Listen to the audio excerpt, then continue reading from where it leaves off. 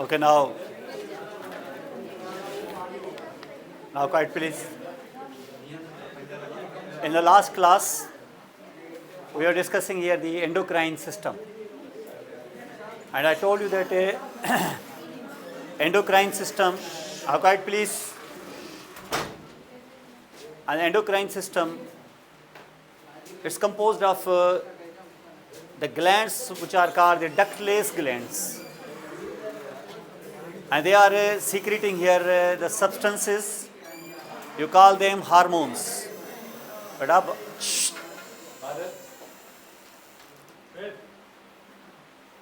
which are called the hormones.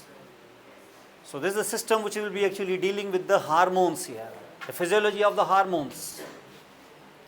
And these hormones are produced here by the glands which are called the endocrine glands. So you have to see here the anatomy of those endocrine glands also. And you know that there are two systems here in the body which are supervising the homeostasis, or you see the mechanisms which will be actually kept at some optimal level, like the temperature, like the body fluids, like the minerals, like the metabolism of carbohydrates, lipids and protein. Like in emergency, you have to be prepared for combating the emergency situation. Your body will adapt itself here to be in line with that emergency. आप देखें emergency के लिए आप तैयार हो जाते हैं, आप दौड़ के आ जाते हैं, बॉडी अंदर गर्म हो चुकी होती है, लेकिन टेम्परेचर आपका वही नॉर्मल रहता है. ये पॉसिबल नहीं है, लेकिन ये मुमकिन है. अब ये ऐसे पॉसिबल नहीं है कि बगैर किसी काम के, ये बगैर किसी मैकेनिज्म के ये हो जाता हो, ये पॉसिबल ही नहीं है. तो इसका मकसद ये है कि अंदर कोई ऐसा मैकेनिज्म काम कर रहा है, and that mechanism is being supervised here. वो मैकेनिज्म आपके बढ़े हुए टेम्परेचर को कम कर रहा है. ये नहीं है कि कम हो जाए तो और कम करता रहे, नहीं, वो एक खास हद तक आके उस नॉर्मल टेम्परेचर पर वो आके रुक जाएगा. तो ये इतना बड़ा एक विजडम जो है, इतना बड़ा ज़बरदस्त मैकेनिज्म जो अंदर काम कर रहा है, उसके लिए दो सुपरवाइजर्स हैं. एक न्यूरोलॉजिकल सिस्टम जो फौरी तौर पे फ़ौरन आपके उस सिस्टम को, उस होम्योस्टेसिस को फौरी तौर पे ठीक करेगा, फौरी तौर पे, लेकिन वो थोड़ी देर के लिए. न्यूरोलॉजिकल ऐसे है जैसे फर्स्ट एड होती है. रास्ते पे एक्सीडेंट हो जाए तो फौरी तौर पे रास्ते पे क्या कर सकते हैं आप, फौरी तौर पे. असल काम तो जाके हॉस्पिटल में होगा, लेकिन अभी इस वक्त क्या कर सकते हैं, ये फर्स्ट एड है. इसके लिए चाहिए फ़ौरन, क्योंकि हॉस्पिटल पहुँचते पहुँचते आपको 1 घंटा लग सकता है. तो वो जो फ़ौरन वाला काम होता है, लेकिन वो होता शॉर्ट लिव्ड है, होगा फ़ौरन लेकिन होगा थोड़ी देर के लिए.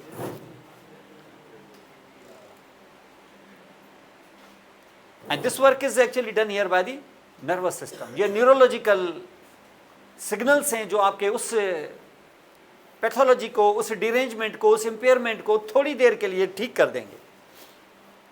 जैसे आप यहाँ पे देखें कि अगर आपका ब्लड प्रेशर थोड़ा सा कम है, अगर जैसे आप रात को सो के बेड से जब उठते हैं एकदम से, तो आप देखें आपको थोड़ा सा चक्कर आ सकता है, आंखों के आगे थोड़ा अंधेरा आ जाता है, लड़कियों में खास तौर पर तो थोड़ा आंखों के आगे अंधेरा आ जाता है. लेकिन आप देखें थोड़ी देर के बाद, 1-2 मिनट के बाद वो अंधेरा ठीक हो जाता है. वो चक्कर आना, वो फेंटनेस जो होती है, जिसको सिंकोपी कहते हैं, वो थोड़ी देर के लिए रहती है, उसके बाद वो ठीक हो जाती है. इसका मकसद ये है कि वो ठीक हो जाती है.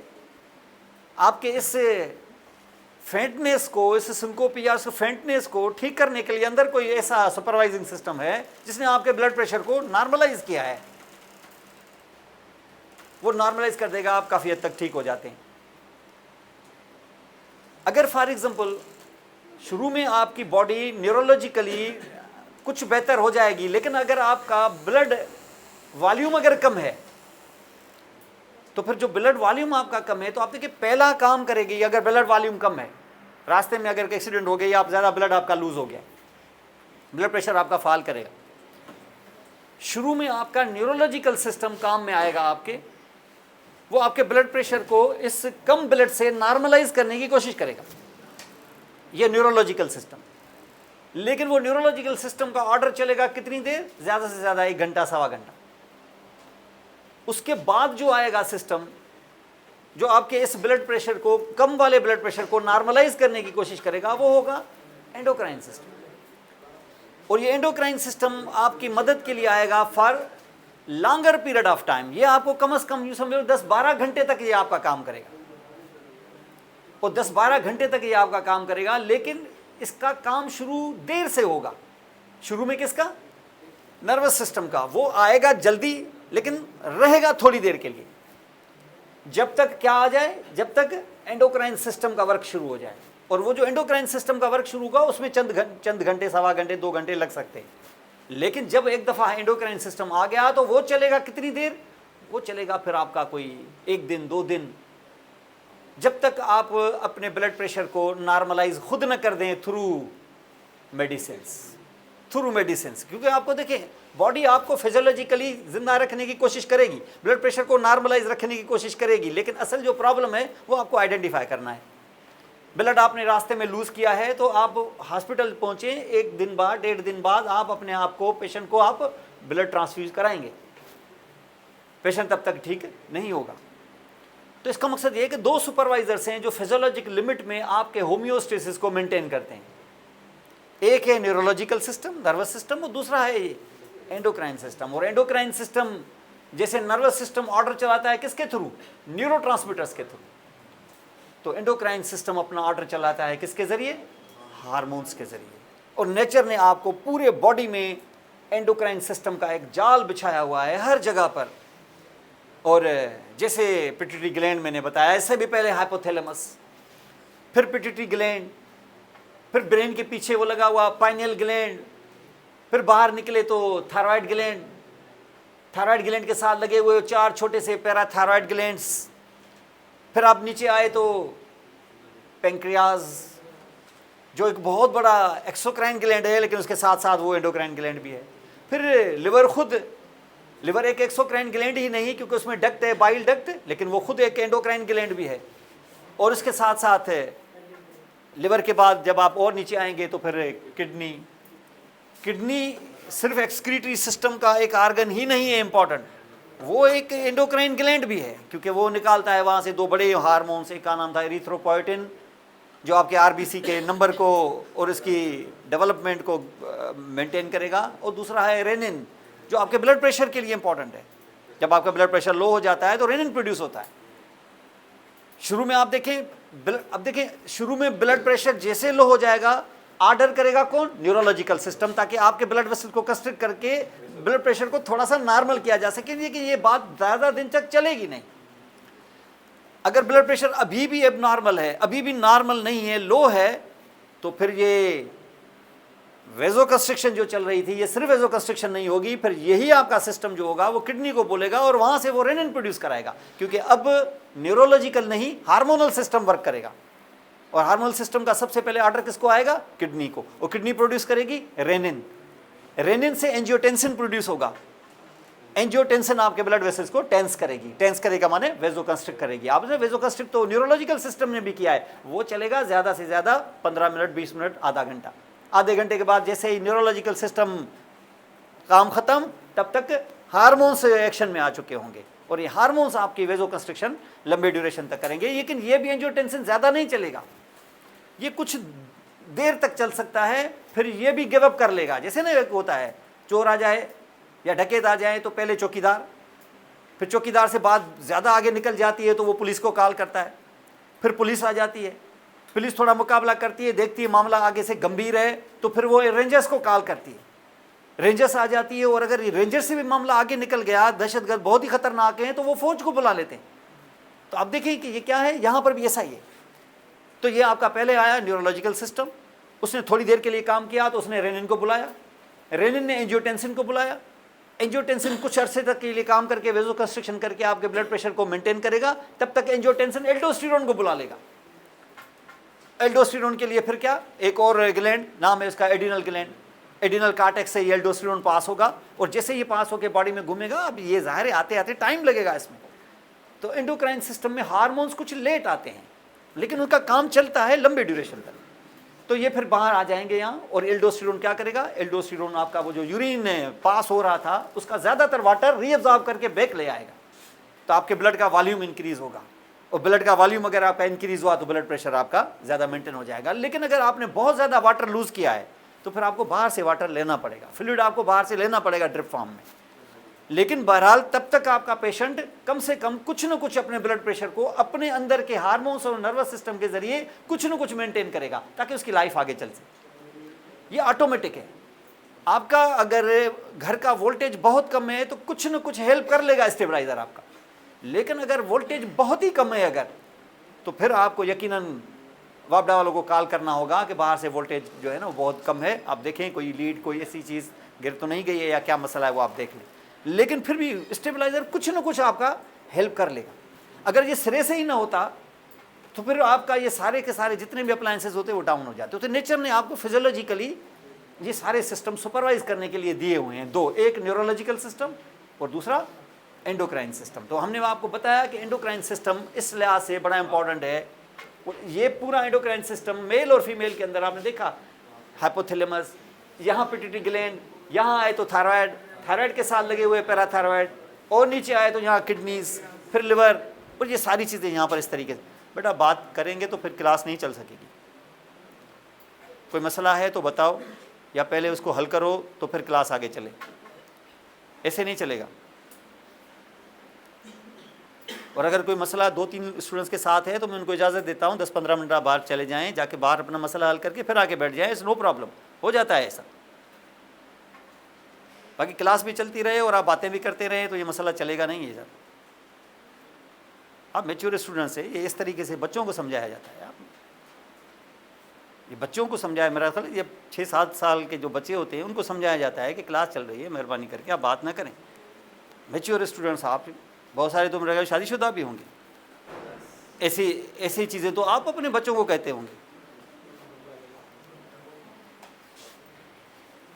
अंडरस्टैंड? तो यहाँ पर इस तरीके से यहाँ पर ये ग्लैंड्स सेटल्ड है, यहाँ पर इनको आपको देखना पड़ेगा। इन ग्लैंड्स की कुछ बेसिक एनाटॉमी आपको देखनी पड़ेगी, कुछ तो आपको पता भी है, एड्रिनल ग्लैंड वगैरह थोड़े बहुत हमने देखे हुए हैं यहाँ पर, लेकिन हम इनको थोड़ा सा एक ब्रीफ व्यू एनाटॉमी का भी करेंगे। फिर हम उसके ग्लैंड्स के अंदर जाएंगे, उनके हार्मोन्स को देखेंगे, फिर उनकी हम फिजियोलॉजी देखेंगे कि ये काम क्या करते हैं, और मैं आपको बताऊंगा किस तरीके से उनको आप यहाँ पे देखना है। तो ये आपके हाथ में दो ग्लैंड्स, दो टाइप्स के ग्लैंड्स तो होते ही हैं, एक जिनको कहते हैं हम एक्सोक्राइन, दूसरे को कहते हैं एंडोक्राइन। एक्सोक्राइन वो जो अपनी सीक्रेशंस प्रोड्यूस करें वो डक्ट के जरिए डाल के किसी एक आर्गन में, किसी एक कैविटी में अंदर डाल दें। पैरोटिड ग्लैंड, खाना खाया आपने, पैरोटिड ग्लैंड को न्यूरोलॉजिकली कहीं से भी सप्लाई मिली और उसने यहाँ से सीक्रेशन निकाली, नाम डाला सलाइवा, लेकिन वो सलाइवा आएगी किससे? डक्ट से, और डक्ट में आके वो माउथ में डाल देगी ताकि वो फूड के अंदर मिक्स हो जाए। तो कौन सा ग्लैंड हुआ ये? Exocrine gland. ऐसे बहुत सारे ग्लैंड, पेंक्रियास तुमने देख लिया था, उसकी एक मेजर डक्ट आपने देखी थी, मेन पेंक्रियाटिक डक्ट। जैसे इस पेंक्रियाटिक सीक्रेशंस प्रोड्यूस होना शुरू हो गई, वो यहाँ से सीक्रेशन आई, वो डाल दी उसको सेकंड पार्ट ऑफ ड्यूडेनम में, और ठीक उसके साथ फूड के अंदर मिक्स हो गया। किस टाइप का ग्लैंड? Exocrine gland. तो ये इस किस्म के ग्लैंड्स होते हैं, इनको हम एक्सोक्राइन ग्लैंड्स कहते हैं। लेकिन एक ग्लैंड का एक और भी टाइप है जिसको हम कहते हैं एंडोक्राइन ग्लैंड्स, उनमें डक्ट्स नहीं होती, सेल्स होते हैं, डक्ट्स नहीं होती। इसलिए वो जब भी सीक्रेशन बाहर प्रोड्यूस करेंगे तो that secretion will directly come into the blood. ज़्यादातर जो एंडोक्राइन ग्लैंड्स होते हैं अपनी सीक्रेशंस को प्रोड्यूस करके जो ब्लड में डालते हैं, तो ऐसी सीक्रेशंस का नाम होता है हार्मोन्स। ऐसे केमिकल्स का नाम है हार्मोन्स। और ये जो हार्मोन्स प्रोड्यूस होते हैं वो इमीडिएटली कहाँ आते हैं? ब्लड में। ज़्यादातर जो एंडोक्राइन ग्लैंड्स होते हैं अपने हार्मोन्स को सिंथेसाइज करने के बाद फ़ौरन ब्लड में डाल देते हैं, फ्रेश। यानी जैसे ना आपकी रोटी पकी और तय से उतार के रोटी सीधी आपके प्लेट पे आ गई और आपने खाना शुरू किया, स्टोर नहीं किया आपने। ज़्यादातर एंडोक्राइन ग्लैंड्स ऐसे ही होते हैं, ताज़ा ताज़ा हार्मोन निकलेगा और ब्लड में आ जाएगा। लेकिन एक दो, कम से कम एक, और वो थायराइड ग्लैंड है। वो थायराइड ग्लैंड अपने हार्मोन्स प्रोड्यूस करने के बाद पहले उसको स्टोर करता है।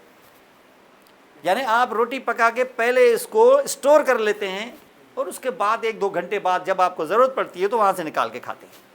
तो ये ताज़ा रोटी नहीं होती है। थायराइड ग्लैंड ऐसे करता है। थायराइड ग्लैंड अपने थायराइड हार्मोन्स को पहले स्टोर करता है और ज़रूरत पड़ने पर उस स्टोर से निकालता रहता है, वरना हार्मोन्स ऐसा नहीं करते। तो इसका मकसद है कि ये ब्लड अपना ये केमिकल्स यानी हार्मोन्स डालते हैं किसमें? ब्लड के अंदर। और ये जो हार्मोन्स ब्लड के अंदर डालते हैं, तो ये जो हार्मोन्स हैं ये बेसिकली केमिकल्स हैं, जैसे न्यूरोट्रांसमीटर्स होते हैं, ये केमिकल्स होते हैं। और ये केमिकल्स उमूमन आपने देखा होगा कि जो मैक्रोमॉलिक्यूल्स होते हैं, केमिकल्स बने होते हैं 3 मेन चीज़ों के, एक प्रोटीन्स, एक कार्बोहाइड्रेट्स, एक लिपिड्स। तो जब आप हार्मोन्स पर नज़र डालेंगे ना, तो हार्मोन्स भी बेसिकली ऐसा ही है। हार्मोन कोई भी कार्बोहाइड्रेट नहीं होता, नंबर 1, एक तो चीज़ तय है।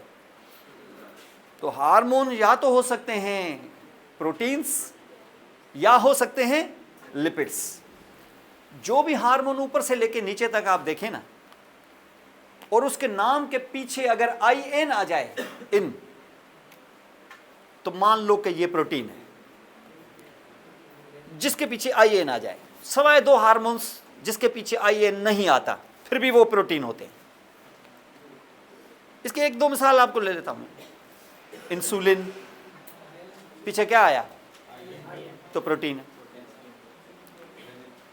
Renin, IN protein. Corticotropin, protein. Prolactin, IN protein. Oxytocin, ये तो सुने हुए नाम है ना आपके, IN आखिर में। एंटी डायूरेटिक हार्मोन तो उसका ऐसे नाम है, वरना उसका नाम है vasopressin, IN। Angiotensin, IN। कार्टिकोट्रोपिन, IN। Somatostatin, IN। ये क्या, जिसके पीछे IN आ जाए बस समझ लो कि वो प्रोटीन है by nature. That is protein by chemical. और ये प्रोटीन जो होते हैं ये किससे बनते हैं? अमाइनो एसिड से। उसमें कितने अमाइनो एसिड्स हैं डिपेंड करता है कौन सा मॉलिक्यूल किस हार्मोन का साइज में बड़ा है, साइज में छोटा है। किसी में 50 आ सकते हैं, किसी में 200 अमाइनो एसिड की चेन भी होती है एक मॉलिक्यूल आपके हार्मोन का। तो hormones can either be proteins, तो या तो प्रोटीन्स होते हैं जिसके पीछे क्या है? IN। सवाए 2 हार्मोन्स के, एक है जिसको कहते हैं पैराथायरॉयड हार्मोन, PTH, पैराथार्मोन, इसके पीछे IN नहीं है, लेकिन ये प्रोटीन है। दूसरा है ग्लूकागॉन, सुना होगा आपने नाम, ये प्रोटीन है। ये 2 जिसके पीछे IN नहीं है, इस फार्मूला में नहीं आते, फिर भी ये 2 याद रख लें, ये भी प्रोटीन है। बाकी सारे जिसमें IN आ जाए, उसके सफिक्स में IN आ जाए, आखिर में जो IN आ जाए, तो ये प्रोटीन। तो ये प्रोटीन्स या तो ये प्रोटीन्स हो सकते हैं या हार्मोन्स हो सकते हैं लिपिड्स। लिपिड्स माने क्या? ये वो जो कोलेस्ट्रॉल से बनते हों, ये वो जो कोलेस्ट्रॉल के ईस्टर्स हों, ईस्टर्स। इनके जब भी इनका नाम लेंगे ना आप, मुंह पे आपको ईस्टर वर्ड आएगा, ईस्टर, ईस्ट्रो, ईस्ट्रो, इस तरीके से। जैसे estrogen, progesterone, testosterone, aldosterone, corticosterone, cortisol, ये जितने भी, या स्टीरॉयड, ऐसा वर्ड आ जाए ना अगर आपको, तो समझ लो कि ये हैं क्या? लिपिड बाय नेचर है। तो ये लिपिड्स हैं। तो तकरीबन 95% आपके हार्मोन्स या तो फाल करेंगे प्रोटीन में या फाल करेंगे लिपिड में। लेकिन 2 हार्मोन्स ऐसे हैं, और दोनों ही जोड़े जोड़े में, जो ना तो प्रोटीन है ना वो लिपिड है, कार्बोहाइड्रेट तो कोई भी नहीं है। तो वो क्या है? वो दरअसल अमाइनो एसिड है। क्या है? दोनों के दोनों अमाइनो एसिड है, और दोनों ही जोड़े जोड़े में है। जैसे मैंने बताया, एड्रेनलिन सुना है ना आपने, एपिनेफ्रिन सुना है ना। एपिनेफ्रिन के साथ जोड़ा कौन सा सुना है? Very good, norepinephrine. ये जोड़े की शक्ल में है। फिर एक और हार्मोन है, आपने सुना होगा, थायराइड हार्मोन सुने हैं आपने? 2, कौन से? T3 T4, तो वो भी जोड़ा है। तो एक T3 T4 का जोड़ा और एक एपिनेफ्रिन नॉरएपिनेफ्रिन का जोड़ा। ये 2 जोड़ी वाल जो हैं, ये दोनों जोड़े जो हैं, दोनों पेयर्स जो हैं, ये इन सब से हटके हैं। कैसे हटके हैं? ये ना तो प्रोटीन है ना ये लिपिड्स हैं, और कार्बोहाइड्रेट तो कोई भी नहीं है। तो ये बिल्कुल हटके हैं, तो इसका मकसद ये कि बिल्कुल हटके हैं यहाँ पे। कौन से? एक T3 T4 और दूसरा एपिनेफ्रीन। वो किसके बने वो वही मैं बताने जा रहा हूं अभी, ठीक है। ये आपके दो जोड़े। अब इसमें आपने इस हार्मोन पे नजर डालनी है T3 T4 पर। इसमें जो सबसे बड़ा जो अल्फाबेटिक लेटर है वो है T, and T stands for tyrosine. क्या है? टायरोसिन। अगर इस टायरोसिन पर 3 आयोडीन मॉलिक्यूल लगे हुए हों, 3 आयोडीन के एटम लगे हुए हों, जो आयोडीन आपने साल्ट से खाया है बाहर से, वो टायरोसिन अमाइनो एसिड आपके सेल में मौजूद है, वो 3 जगहों पर लग जाए तो तुम्हारी तरफ से ये बन चुका T3। तो ये 3 क्या है? 3 आयोडीन के एटम्स हैं जो इसके ऊपर लगे हुए हैं। किस पर? टायरोसिन पर। और अगर किसी में मूड हो गया 4 जगहों पर लग गया हो तो ये T4 हो जाएगा। ये तुम्हारे थायराइड हार्मोन से हैं। तो किससे बने? बेस क्या हुआ इसका? आयोडीन के टायरोसिन? टायरोसिन बेस हुआ। तो हम इसको कहते हैं टायरोसिन। और टायरोसिन क्या है? ये अमाइनो एसिड है।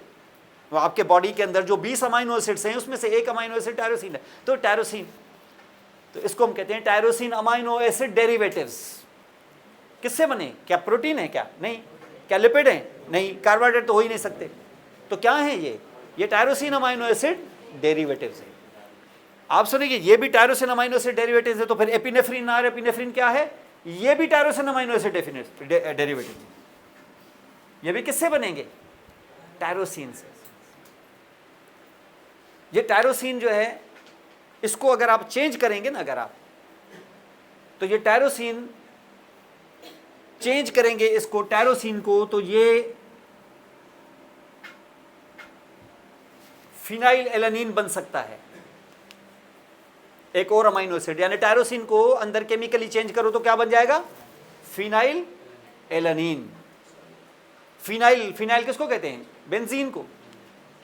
फिनो वर्ड आपने, फिनोल। फिनोल क्या होता है? बेंजीन के साथ OH लगा दो तो फिनोल। कितने OH? एक OH। अगर मैं 2 OH लगा दूं फिनोल के साथ, तो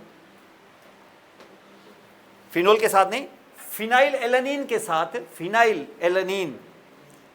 एलानिन के साथ अगर 2 OH लगा दूं तो ये पहले क्या था? टायरोसिन। अब क्या बन गया? Phenyl alanine. और इस पर क्या, कितने हाइड्रोक्सिल ग्रुप लगाए? 2। तो फिर इसका नाम पड़ जाएगा डाइहाइड्रोऑक्सी फिनाइल एलानिन। इसी का नाम होता है डोपा।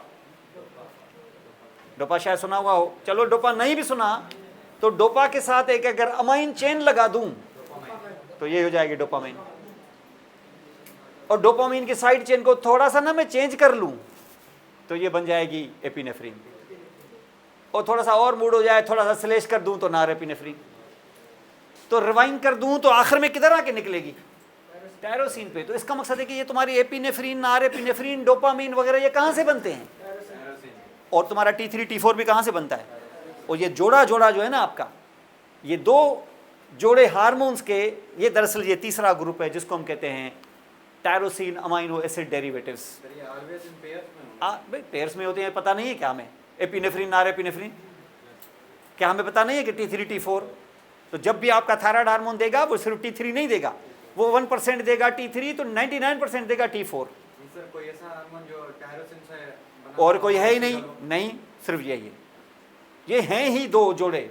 बाकी जितने भी हार्मोन्स अगर तुम्हारे मुंह पे आ जाएं, समझ लेना कि या तो वो लिपिड होंगे, अगर स्टीरो वर्ड मुंह पे आए, या आईएन पीछे आ जाए तो वो फिर प्रोटीन होंगे। उसके अलावा और कोई हार्मोन तुम्हें पढ़ने की जरूरत ही नहीं। इसका मकसद ये हो गया कि जब भी तुम फिजियोलॉजी करोगे हार्मोन्स की, किसी भी हार्मोन की जब भी फिजियोलॉजी करोगे, तो सबसे पहले तुम्हें यह बताना होगा कि this hormone is chemically, it is composed of what? ये केमिकली क्या है? ये क्या प्रोटीन है? क्या ये लिपिड है? या ये अमाइनो एसिड डेरिवेटिव है? टायरोसिन अमाइनो एसिड डेरिवेटिव ये किस कैटेगरी में आता है? सबसे पहला आंसर आपको ये देना होगा। किसी भी हार्मोन में, कोई भी हार्मोन करेंगे ना आप, उनको 5 हेडिंग्स में डिवाइड करना होगा। 5 हेडिंग्स या 6 हेडिंग्स। नंबर 1 अगर हार्मोन पढ़े तो नंबर 1 क्या, उसकी केमिस्ट्री। ये हार्मोन की केमिस्ट्री क्या है। नंबर 2 उसका ग्लैंड, सोर्स, इसको सोर्स से कहां से ये प्रोड्यूस होता है, ये सोर्स, इसका सोर्स क्या है। नंबर 2 सीक्रेट तो चलो हो गया।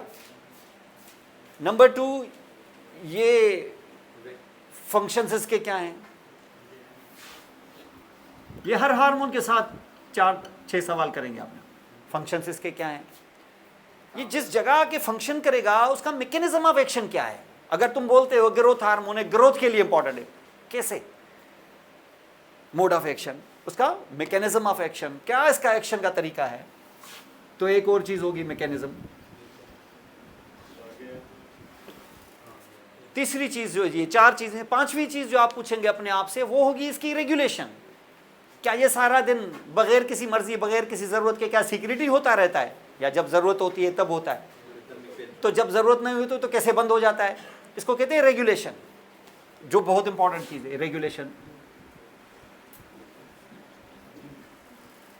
और रेगुलेशन के बाद जो आखिर में चल के जब आपको पूरा नक्शा खिंच जाए कि ये कहाँ से आया, इसका सोर्स क्या है, ये कैसे एक्शन किया, इसके बॉडी पर क्या फंक्शंस हैं, इसका मैकेनिज्म ऑफ एक्शन क्या है, और ये कैसे रेगुलेट होता है, जब ये सारा कुछ हो जाए तो फिर आखिर में करते हैं कि अगर इसकी एक्सेस हो जाए, ज़्यादा प्रोड्यूस होना शुरू हो जाए किसी वजह से, किसी डिजीज़ की वजह से, तो बॉडी पे क्या सिम्टम्स होंगे। अगर इसकी डेफिशिएंसी हो जाए तो क्या होंगे। इसका मकसद यह है कि जो आखिरी चीज़ होगी वो होगी इसकी एक्सेस से क्या प्रॉब्लम होगा और इसकी डेफिशिएंसी से। या आपने थोड़ा सा आइडिया हो जाता होगा आपको कि या वाइटामिन वगैरह में भी ऐसी चीज़ें आपने की हो, ये किस टाइप का वाइटामिन है, ये कहाँ से, इसका सोर्स क्या है, एनिमल सोर्स, फिर प्लांट सोर्स, ये बॉडी पे कैसे मेटाबॉलिज्म पर एक्शन कैसे करता है, इसकी एक्सेस हो जाए तो क्या होगा, विटामिन ए की डेफिशिएंसी हो जाए तो क्या होगा। ये इस तरीके से ये 6 सवाल हैं जो हर हार्मोन से आप पूछेंगे। सवाल सेम, आंसर डिफरेंट। तो हर हार्मोन पे, तो सबसे पहले अगर आप कहें कि इसकी केमिस्ट्री क्या है, तो केमिस्ट्री के एक एक की रटने की जरूरत नहीं है। आप ये 3 चीजें याद रख लें, इन तीनों में कहीं ना कहीं फाल करेगा। दरवाजा बंद कर, ये तीनों चीजें इन तीनों में फाल करेगा।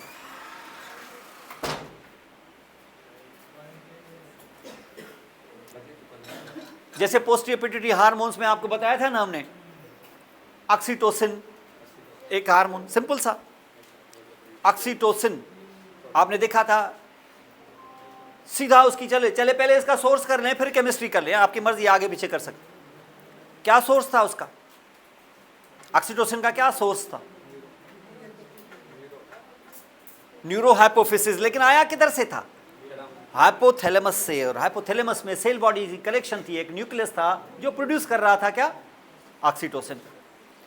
और ऑक्सीटोसिन वहां से प्रोड्यूस होकर किधर आ रहा था, एक्सॉन्स के जरिए पोस्टीरियर पिट्यूटरी के पाउच में, और वहां से वो ब्लड में सीक्रेट हो रहा था।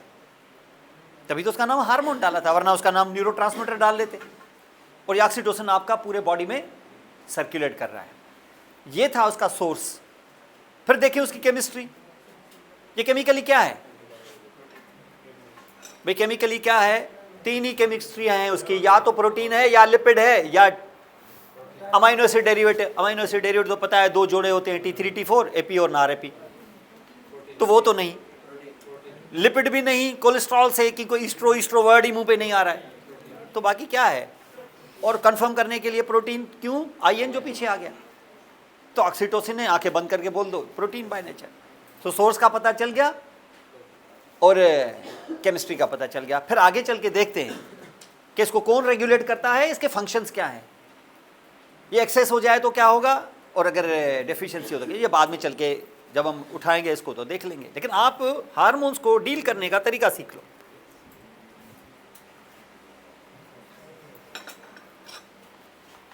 अब यहां पर हम देखें कि मैंने बताया कि 2 किस्म के ग्लैंड्स यहां पर हमने देखे।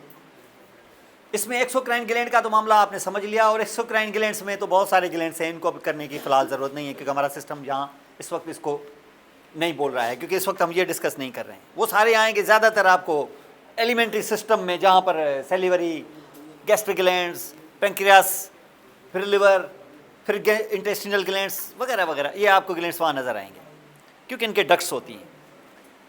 लेकिन अभी हम कर रहे हैं यहाँ पर एंडोक्राइन ग्लैंड्स की बात, और एंडोक्राइन ग्लैंड्स की हमने स्टार्ट किधर से की है, ब्रेन से। और वहाँ पर जो सबसे बड़ा ग्लैंड है एक्चुअली देखा जाए तो हाइपोथैलेमस, और उधर ही फिर आपको दिखाया था हमने डायनसेफलॉन में सिर्फ हाइपोथैलेमस नहीं, यहाँ पीछे लगा हुआ था छोटा सा पाइनियल ग्लैंड भी, और उसके साथ लटकता हुआ ये पिट्यूटरी ग्लैंड, जिसमें से एक एंटीरियर लोब एक पोस्टीरियर लोब। थोड़ा नीचे आ जाओ तो थायराइड, थायराइड के साथ पैराथायराइड, फिर थोड़ा और नीचे जाएंगे तो थाइमस भी है, लेकिन उसको चले रहने दें। और थोड़ा नीचे आएंगे तो लिवर है, फिर पेंक्रियाज है, और नीचे आए तो फिर सुप्रारीनल ग्लैंड है और खुद किडनी भी है, और नीचे जाएंगे तो सेक्स ग्लैंड्स हैं, जैसे ovaries in case of female and the testis in case of male. ये सारे जितने भी हम ग्लैंड्स देख रहे हैं ये सारे एंडोक्राइन ग्लैंड्स हैं, और इनकी सीक्रेशंस या लिपिड हो सकती हैं या प्रोटीन या अमाइनो एसिड डेरिवेटिव्स। और ये जितनी भी सीक्रेशंस हैं ये प्रोड्यूस होंगी, जिसमें अमाइनो एसिड डेरिवेटिव्स जो हैं ये T3 T4 और एपिनेफ्रिन नार एपिनेफ्रिन जो एडिनल मेडुला से निकलेगी वो एपिनेफ्रिन नार एपिनेफ्रिन, ये अमाइनो एसिड डेरिवेटिव्स हैं। लेकिन अमाइनो एसिड भी एक ही है, टायरोसिन अमाइनो एसिड, और कोई नहीं।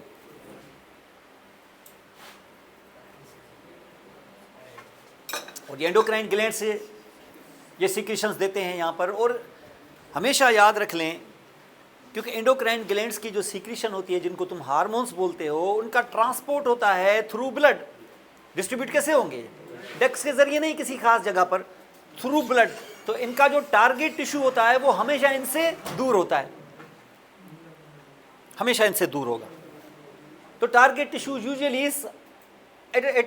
एट अ लॉन्ग डिस्टेंस, तो वो लॉन्ग डिस्टेंस पे होगा। पिट्यूटरी ग्लैंड यहाँ बैठा हुआ है, यहाँ से निकालता है FSH LH और वो एक्ट करता है इधर जाके ओवरी पर। तो ये डिस्टेंस पे होते हैं ज़्यादा, इसके लिए उनको ट्रांसपोर्ट के लिए ब्लड चाहिए होता। तो ये ज़्यादातर ब्लड के ज़रिए ट्रांसपोर्ट होते हैं। और उसके साथ इनकी रेगुलेशन जो होती है, रेगुलेशन, तो इनको कौन रेगुलेट करता है, क्या नर्वस सिस्टम के इनको रेगुलेट करता है, फिर दूसरे हार्मोन्स। ये थायराइड है, थायराइड तो देगा T3 T4, लेकिन T3 T4 इसको बोलेगा कौन, पिट्यूटरी। और पिट्यूटरी इसको कैसे बोलेगा, वहाँ से एक और हार्मोन TSH। तो इसका मकसद है कि इसको रेगुलेट करने के लिए फिर क्या न्यूरोलॉजिकली किसी नर्व की ज़रूरत है, कि फिर उसके लिए भी हार्मोन्स चाहिए। माना आपके endocrine glands they produce now the hormones, and when they will produce and when they will not, when they will be stimulated and when they will be inhibited, this will be done also by hormones. इसका मकसद है कि वो खुद भी hormone बोलते हैं, और इनको जो स्टिमुलेट या इनहिबिट करता है वो लैंग्वेज भी हार्मोन्स की है। तो वो जो हार्मोन्स इनके पास पहुंचते होंगे इनको स्टिमुलेट करने के लिए, वो किससे पहुंचते होंगे, डक के जरिए कि ब्लड के जरिए। और जब ये हार्मोन्स निकालते होंगे तो वो भी किससे जरिए जाता होगा। इसका मकसद ये है कि हर एंडोक्राइन ग्लैंड उस जगह पे रहेगा जहां पर ऑलरेडी ह्यूज ब्लड सप्लाई होगी, क्योंकि ये खेल ही दरअसल ट्रांसपोर्ट का किसके जरिए हो रहा है, ब्लड के जरिए हो रहा है। तो all the endocrine glands irrespective of their size they are highly vascular. मटर के दाने जितना भी होगा ना, उसकी जाके ब्लड सप्लाई देखेंगे तो आप हैरान रह जाएंगे। यानी जैसे ना अमीर घराने होते हैं, लोग होंगे 2 या 3 घर के मेंबर्स, पता चलेगा 6 गाड़ियां, यानी आपको लगेगा पागल वागल हैं शायद। तो इस किस्म की आप यहां पे देखेंगे। पिट्यूटरी ग्लैंड इतना मटर के दाने जितना ग्लैंड है, ब्लड सप्लाई देखो तो आदमी हैरान रह जाए। पिट्यूटरी ग्लैंड ऐसा जकड़ा हुआ है ब्लड सप्लाई में कि पिट्यूटरी ग्लैंड खुद ही नजर नहीं आता है, सारा ब्लड सप्लाई उसकी जाल बिछा हुआ है। थायराइड ग्लैंड देखेंगे ना आप हैरान रह जाएंगे। थायराइड ग्लैंड की साइज को कितना भी कम, जब ऑपरेशन करते हैं ना थायराइड ग्लैंड की, इलाज हो जाता है, ग्वाइटर जिसको बोलते हैं, तो उसकी ब्लड सप्लाई भी खासी बढ़ जाती है। हाइपर वेस्कुलर वैसे होता है, वैसे उसकी ज़्यादा होती है, तो वेस्कुलरिटी बहुत ज़्यादा हो जाती है। तो फिर हम कोशिश करके उसी साइज़ को दवाइयों से कम करके, जब काफ़ी कम हो जाता है फिर ऑपरेशन करते हैं। ऑपरेशन जब करते हैं उसके दौरान भी even 2-2 pint blood, 3-3 pint blood arrange किया हुआ होता है हमारा, क्योंकि हमें पता है कि इस ऑपरेशन के इस फील्ड में बहुत ब्लड ज़ाया होगा। क्यों ज़ाया होगा, क्योंकि ये एरिया जो है जहाँ जहाँ आपके सुप्रारीनल, जहाँ जहाँ आपके एंडोक्राइन ग्लैंड्स होते हैं वहाँ ब्लड सप्लाई ह्यूज होती है। तो they are always hyper vascular, बहुत ही वेस्कुलर होते हैं, इनकी बहुत ब्लड सप्लाई होती है। उसकी वजह हमें समझ में आ रही है। इसलिए नहीं है कि उनको ऑक्सीजन की ज़्यादा ज़रूरत है, उनके लिए उनकी सीक्रेशंस या उनको जो कंट्रोलिंग जो हार्मोन्स हैं उनको पहुंचाने के लिए ब्लड की ज़रूरत है। तो हमेशा जहाँ पर भी आपने देखा होगा ज़मीनें या जो फसल हैं, ज़्यादातर तरक्की वो ज़मींदार ज़्यादा करते हैं जिनके ज़मीनों पर रोड होते हैं, एक्सेस होती है, उनको फसल ज़्यादा जल्दी पहुँच जाती है, जल्दी वहाँ लोग आ सकते हैं। ये तो जहाँ पर आपने देखा ट्रांसपोर्ट के सोर्सेज ज़्यादा होते हैं, वो चीज़ कमर्शियली ज़्यादा ग्रो करती है। तो ये भी यहाँ पर जहाँ जहाँ ब्लड सप्लाई, जहाँ जहाँ एंडोक्राइन ग्लैंड्स होंगे, वहाँ वहाँ ब्लड सप्लाई बड़ी ज़बरदस्त होती है। दिखाया था ना आपको, सुप्रारीनल ग्लैंड है, सुप्रारीनल ग्लैंड की 3 ब्लड सप्लाईज है, हालांकि ग्लैंड देखिए कितना छोटा है। 3 blood vessels they are come to super, एक ब्लड वेसल वो साथ में से किसी पड़ोसी से ले लेती है, वो डायफ्राम पे जो ब्लड वेसल जा रही है उससे भी सप्लाई ले लेती है। कुछ ब्लड वेसल्स डायरेक्ट एओर्टा से आती है उसकी अपनी, और कुछ ब्लड वेसल्स वो किडनी की ब्लड वेसल से ले लेती है। यानी एक छोटा सा ग्लैंड है, 3 जगहों से ब्लड सप्लाई ले रहा है। तो इससे आप अंदाजा लगा सकते हैं कि एंडोक्राइन ग्लैंड्स की कितनी जबरदस्त ब्लड सप्लाई होती है, और उसकी वजह आपको समझ में आ जानी चाहिए। अब इसमें आप यहां पे देखें कि अगर मैं एक्सोक्राइन ग्लैंड बताऊं, तो एक्सोक्राइन ग्लैंड के सेल्स देखें, ये ग्लैंड है एक्सोक्राइन ग्लैंड, ये देखिए ये सेल है, ये इसका सीक्रेटरी यूनिट है, यहां से जूसेस निकलेंगी, लेकिन जाएंगी किधर? डक्ट के जरिए। तो ये इसका ये डक्ट है, ये सीक्रेटरी सिस्टम है, ये डक्ट है, ये डक्ट के जरिए जाएंगे। क्या इनको ब्लड सप्लाई नहीं चाहिए? भाई इनको भी चाहिए, और इनकी ब्लड सप्लाई इनके सीक्रेटरी सिस्टम के साथ यहाँ लगी हुई है, बस इनको सप्लाई मिलती रहती है। लेकिन ये अपने जूस कभी इसमें नहीं डालते, ये डक्ट के जरिए डालते हैं और जाके किसी आर्गन में डाल देते हैं। लेकिन जो एंडोक्राइन है ये ऐसा है, इसके सेलों को देखें, अंदर जब आप जाएंगे ना किसी आर्गन में, एंडोक्राइन आर्गन में, एक तो आपको नजर आएगा कि वहां की जो ब्लड सप्लाई है वो क्या है? कैपिलरीज में डिवाइडेड है, कैपिलरीज, और कैपिलरीज के बीच में जो गैप होती है उन गैप में सेल्स हैं। ये वो सेल्स हैं जिनको एंडोक्राइन सेल्स कहते हैं। ये जब सीक्रेशन निकालेंगे तो क्या इनकी डक्ट है क्या? तो ये अपनी सीक्रेशन कहाँ निकालेंगे? ब्लड में। और ये जो ब्लड है इस जगह आते आते कैपिलरीज बन जाती हैं, और कैपिलरीज के बीच में गैप्स बहुत बड़ी होती हैं, इनको हम कहते हैं फेनेस्ट्रेशंस। और गैप्स बड़ी होंगी तो सीक्रेशन बड़े आसानी से उसके अंदर चली जाएगी। सिर्फ उसके अंदर आसानी से चली जाएगी कि वहाँ मौजूद हार्मोन्स इस पर इफेक्ट भी कर सकेंगे। ये वो हैं जो रेगुलेटिंग हार्मोन्स इसके पास पहुँचे हैं। तो आप देखें, दोनों में देखें, एक्सोक्राइन ग्लैंड का फैशन तरीका देखें और एंडोक्राइन ग्लैंड का तरीका देखें, दोनों के तरीके में बहुत फर्क है। इसके अंदर डक्ट्स हैं, इसके अंदर डक्ट्स नहीं। ये शीट्स और कॉर्ड्स में बने हुए हैं, और इनको सप्लाई, इनको सराउंड कर रहा है कौन? एक नेटवर्क ऑफ कैपिलरीज। तो नेटवर्क ऑफ कैपिलरीज यहाँ पर इस तरीके से देख सकते हो। अब इन ग्लैंड्स को जब आप यहाँ पे देखेंगे तो हार्मोन्स खुद भी जाते हैं ब्लड स्ट्रीम के जरिए, और हार्मोन्स को जो रेगुलेट, इन ग्लैंड्स को जो रेगुलेट करते हैं वो हार्मोन्स इनकी तरफ आते भी हैं ब्लड वेसल्स के जरिए। That's why they are highly vascular. अब एंडोक्राइन ग्लैंड्स में बहुत सारे ग्लैंड्स जो मैंने काउंट किए ऊपर से लेके नीचे तक। अब उनके अंदर अगर आप देखें तो जो हार्मोन्स है, ये हार्मोन्स बेसिकली क्या है? ये केमिकल मैसेंजर है, जो either it is protein by nature, or lipid by nature, steroids from cholesterol, or by tyrosine amino acid derivatives. और वो टायरोसिन अमाइनो एसिड डेरिवेटिव्स तो मशहूर है, 2 जोड़े, T3 T4, एपी और नार एपी। बाकी जितने भी हैं उनमें से 5-7 स्टेरॉइड्स, तो बाकी जितने भी हैं वो सारे प्रोटीन, वो सारे आपने प्रोटीन देखे हैं। और ये हार्मोन्स यहाँ से देखेंगे, और इनको अगर देखने के लिए जाएंगे तो हम सबसे पहले देख चुके थे क्या? हाइपोथैलेमस। इसको करने की कुछ ज़्यादा ज़रूरत नहीं है, क्योंकि आपने इसको डायनसेफ्लॉन में किया हुआ है। और यहाँ जनरली आपने देखा था डायनसेफ्लॉन में जब आपने इसको किया, और ये ब्रेन आपने यहाँ पे देखा, तो ब्रेन के अंदर ये था डायनसेफ्लॉन, और उसके नीचे का ये हिस्सा था हाइपोथैलेमस, और हाइपोथैलेमस ने लटकाया हुआ है यहाँ पिट्यूटरी ग्लैंड का पोस्टीरियर पिट्यूटरी और एंटीरियर पिट्यूटरी। ये तुम्हारा हाइपोथैलेमस। और हाइपोथैलेमस में 2 ग्रुप्स तो ऐसे हैं न्यूरॉन्स के, अलग अलग ग्रुप्स, और ग्रुप ऑफ न्यूरॉन्स जिनका कोई एक खास काम हो तो उसको न्यूक्लियस बोलते हैं। तो 2 न्यूक्लियाई तो ऐसे हैं, उनमें से एक न्यूक्लियस आपने देखा होगा कि ये जो डायनसेफ्लॉन है, डायनसेफ्लॉन के बीच की कैविटी का नाम था थर्ड वेंट्रिकल, और उस थर्ड वेंट्रिकल के आगे की जो बाउंड्रियां बताई थी उसमें से एक था ऑप्टिक कियाज्मा भी। उस ऑप्टिक कियाज्मा के ऊपर एक छोटा सा एक न्यूक्लियस बैठा हुआ है ऑप्टिक के ऊपर, तो उसका नाम ये हो जाता है सुप्रा ऑप्टिक न्यूक्लियस। बड़ा सिंपल है नाम उसका। जब बोलें कोई सुपरा ऑप्टिक न्यूक्लियस तो इसका मतलब क्या होता होगा? ऑप्टिक कियाज्मा के ऊपर हाइपोथैलेमस में एक लोकेटेड है न्यूक्लियस। तो ये हाइपोथैलेमस में एक न्यूक्लियस लोकेटेड है, इसका नाम है क्या? सुपरा ऑप्टिक न्यूक्लियस। ये सुपरा ऑप्टिक न्यूक्लियस है। ये सुपरा ऑप्टिक न्यूक्लियस है जब यहां से सीक्रेशंस प्रोड्यूस करेगा, माने हार्मोन्स, तो वो हार्मोन्स आएंगे किसमें? क्योंकि न्यूरॉन में हैं तो ये एक्सॉन्स में ट्रेवल करेंगे। आपने से ये तो फिर न्यूरोट्रांसमीटर हुआ मेरी तरफ से, अभी तक तो ये न्यूरोट्रांसमीटर है। तो ये न्यूरोट्रांसमीटर कहां से प्रोड्यूस हुआ है?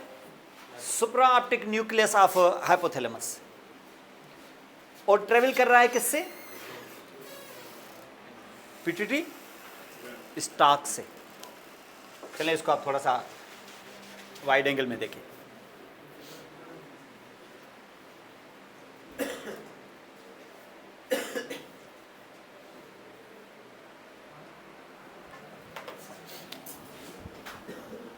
Now see, this is the brain.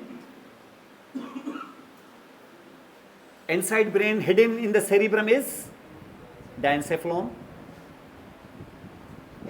Diencephalon में अगर थर्ड वेंट्रिकल में मैं अंदर चला गया तो दो तरफ से मैं उसकी जो लेटरल वाल देखूंगा, उसका ऊपर का ऐसा थैलेमस तो नीचे का हाइपोथैलेमस, और हाइपोथैलेमस से लटका हुआ ये पिट्यूटरी स्टॉक जिसने पकड़ा हुआ है किसको?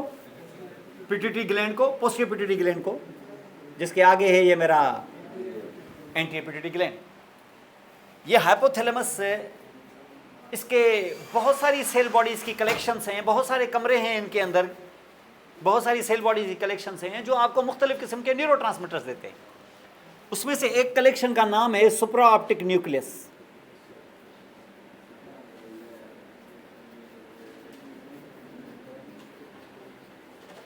ये सुपरा ऑप्टिक न्यूक्लियस है। ये यहां से प्रोड्यूस कर रहा है एक केमिकल, एक मैसेंजर।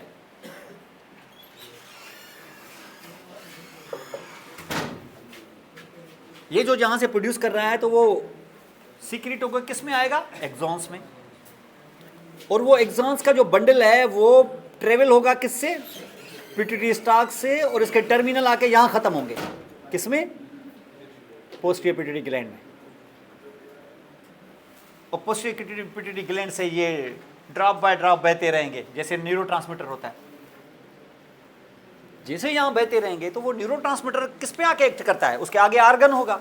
आपकी नर्व के टिप से जब एसिटाइल कोलिन प्रोड्यूस करती है तो आगे क्या होता है? मसल सेल, जिसको जो कंट्रैक्ट कराते हैं। यहाँ इसका टारगेट टिश्यू क्या यहाँ बैठा हुआ है क्या? नहीं। तो ये क्या करेगा? इससे पिट्यूटरी ग्लैंड के अराउंड जो ब्लड वेसल्स होंगी इनमें ये एब्जॉर्ब हो जाएगा, और इनमें एब्जॉर्ब हो गया तो ये पूरे बॉडी में फैल जाएगा कि नहीं? तो ये जो अभी सीक्रेट हो रहा था केमिकल या मैसेंजर, क्या ये न्यूरोट्रांसमीटर है कि ये न्यूरो हार्मोन है? तो ये हार्मोन है, क्योंकि ये ब्लड में सर्कुलेट कर जाएगा और ब्लड में सर्कुलेट करके पूरे बॉडी में घूम रहा है इस वक्त। क्या पूरे बॉडी पे एक्ट करेगा या उन ऑर्गन्स पे एक्ट करेगा जहां इसके रिसेप्टर्स बैठे होंगे? ठीक है, तो उसका टारगेट टिश्यू होगा कोई। ये जो इस वक्त केमिकल मैंने सीक्रेट किया है ये एक हार्मोन है जिसका सोर्स है सुपरा ऑप्टिक न्यूक्लियस ऑफ हाइपोथैलेमस। और ये केमिकली, क्योंकि इसका नाम है यहां पर वेजोप्रेसिन, तो ये केमिकली आईएन है, तो ये केमिकली पॉलीपेप्टाइड यानी प्रोटीन होगा। और इस वेजोप्रेसिन का दूसरा नाम एंटी डायूरेटिक हार्मोन भी है, इसको एडीएच भी कहते हैं। तो ये सोर्स हुआ तुम्हारा। इसका मकसद ये है कि एडीएच अगर तुम्हें करना पड़े कभी भी तो तुम्हें दो आंसर्स तो यहां मिल गए। कौन से दो आंसर्स? एक इसका सोर्स, एक इसकी केमिस्ट्री। आगे से देखेंगे कि इसके फंक्शंस क्या हैं और इसको रेगुलेट कौन करता है, और अगर इसकी एक्सेस हो जाए तो क्या होगा, डेफिशिएंसी हो जाए तो क्या होगा, ये तो बाद में देखेंगे। लेकिन आपको पता चल गया कि एक आपका ग्लैंड है हाइपोथैलेमस जिसमें से ये सुपर ऑप्टिक न्यूक्लियस से निकला है तुम्हारा वेजोप्रेसिन या एंटी डायूरेटिक हार्मोन। नाम से ही जाहिर है एंटी डायूरेटिक हार्मोन। दो नाम है इसके, दो नाम है तो दो फंक्शंस हैं। फंक्शन नाम के हिसाब से वेजोप्रेसिन, इसे क्या क्या जहन में आता है?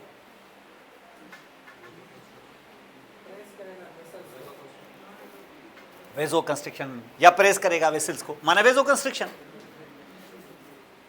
वेजो कंस्ट्रिक्शन होगी तो ब्लड प्रेशर डिक्रीज होगा, इंक्रीज होगा?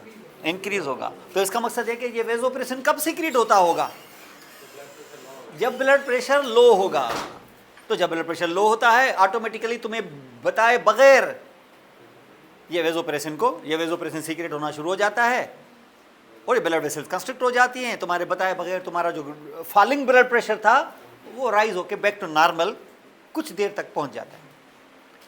और आगे से वेजोप्रेसिन का एक और भी काम है, क्योंकि ब्लड प्रेशर को बढ़ाना है, वेजो कंस्ट्रिक्शन उसने कर दी है, फिर भी ब्लड प्रेशर बाज नहीं आ रहा है, बढ़ नहीं रहा है, अभी थोड़ा कम है, तो फिर इसने क्या किया, इसमें और फ्लूइड डाल दिया। और फ्लूइड डालना माने कौन सा फ्लूइड?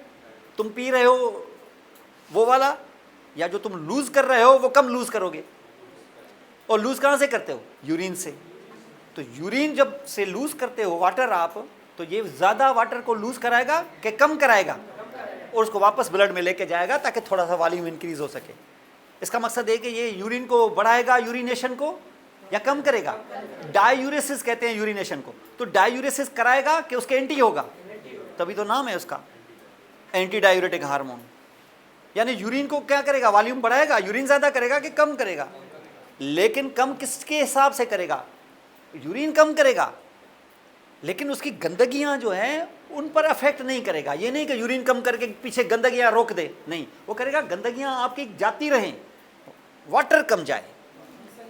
इसका मकसद है कि जो यूरिन बाहर निकलेगा वो कंसंट्रेटेड होगा, गंदगियां उसमें मौजूद होंगी, वाटर उसका कम होगा। और वाटर कम होगा मतलब वाटर को रिसाइकिल करके बैक करके रीअब्जॉर्ब करके तुम्हारे ब्लड में डाल देगा, ताकि वॉल्यूम थोड़ा सा कम हो। क्योंकि इसने बड़ी कोशिश की है, वेजो कंस्ट्रिक्ट करने की, इससे ज़्यादा नहीं कर पा रहा है, ब्लड फिर भी वॉल्यूम ब्लड आपका ब्लड प्रेशर फिर भी फॉल कर रहा है।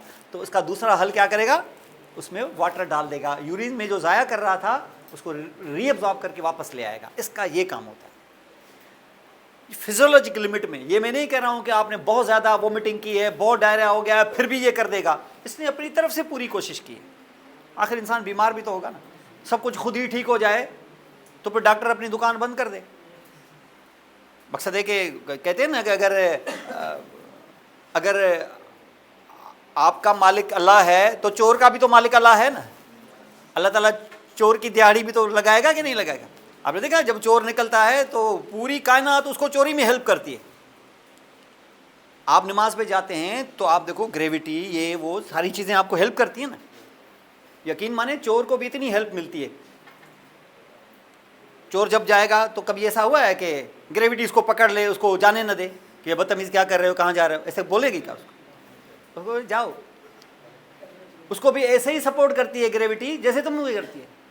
तुम नमाज पे जा रहे हो, वो चोरी पे जा रहा है। दोनों को कायनात एक तरह से सपोर्ट कर रही है। इतना कुछ कि चोर जो है उसका दिमाग ऐसे काम करना शुरू कर देता है। कभी उसका दिमाग उसकी मत मारी गई हो, इतना कुछ कि अल्लाह ताला ये चोर जिसकी चोरी करने जा रहा है उसको अल्लाह ताला सुला देता है।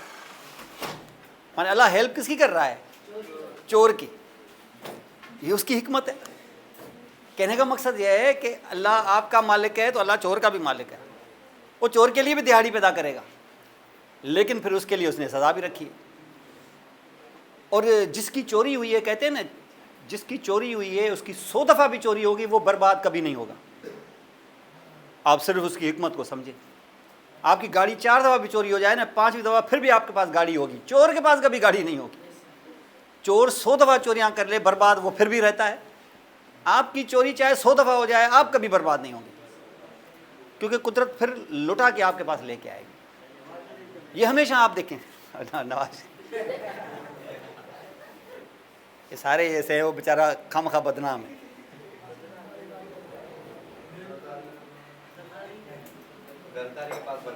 जी मकसद है कि कहते हैं ना कि जैसे लोग होते हैं वैसे ही उनके हुक्मरान होते हैं। सारे लोग जो ना कहते हैं, एक चूंटी और एक मगरमच्छ, इन दोनों की नीयत पलीत होती है। चूंटी मगरमच्छ से ज़्यादा खतरनाक है, क्योंकि चींटी अपने वजन से ज़्यादा मुंह में दबा लेती है। उसका जबड़ा ही इतना है, क्या करे, वरना वो पूरा पत्थर खा लेती। लेकिन फिर भी आप देखिए चींटी जो मुंह में दबाती है ना जो चीज़, वो उसके वजन से ज़्यादा होती है। मगरमच्छ भी पूरा जबड़ा खोल लेता है, वो पूरा हड़प करता है। चींटी भी ऐसा ही करती है, वो सिर्फ अपने हिसाब से वो जितना ले सकते हैं, जितना जबड़ा है उनका। तो हमारा जो निचला तबका है वो भी ऐसा ही चोर है जितना हमारा बड़ा तबका है। ये सारे ही ऐसे ही हैं। मतलब ये नहीं कि हम लोग अच्छे हैं वो बुरे हैं, वो जाहिर है हमारे लीडर हैं तो वो हमारे हिसाब से इतने बड़े चोर होंगे। लेकिन क्या मतलब है, हम चींटियां हैं, वो मगरमच्छ हैं। नियतें हम दोनों की पलीते हैं एक जैसी। हम खामा का गालियां दे रहे हैं उनको, क्योंकि हमारे मुंह, हमारे जबड़े में ज़्यादा बड़ी चीज़ आ नहीं पा रही है।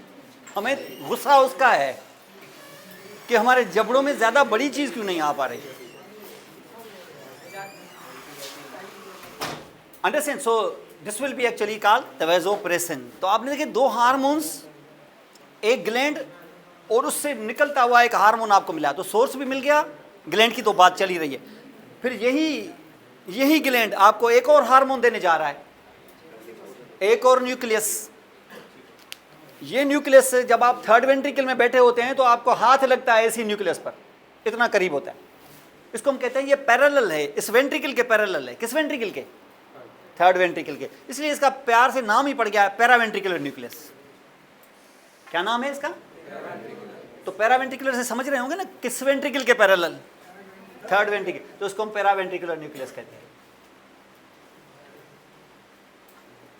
और इससे भी क्या, एक नया हार्मोन प्रोड्यूस होगा। न्यूक्लियस जो अलग है तो जाहिर है हार्मोन्स भी अलग होंगे। ये अलग पार्टी है तो इसका सिंबल भी अलग होगा।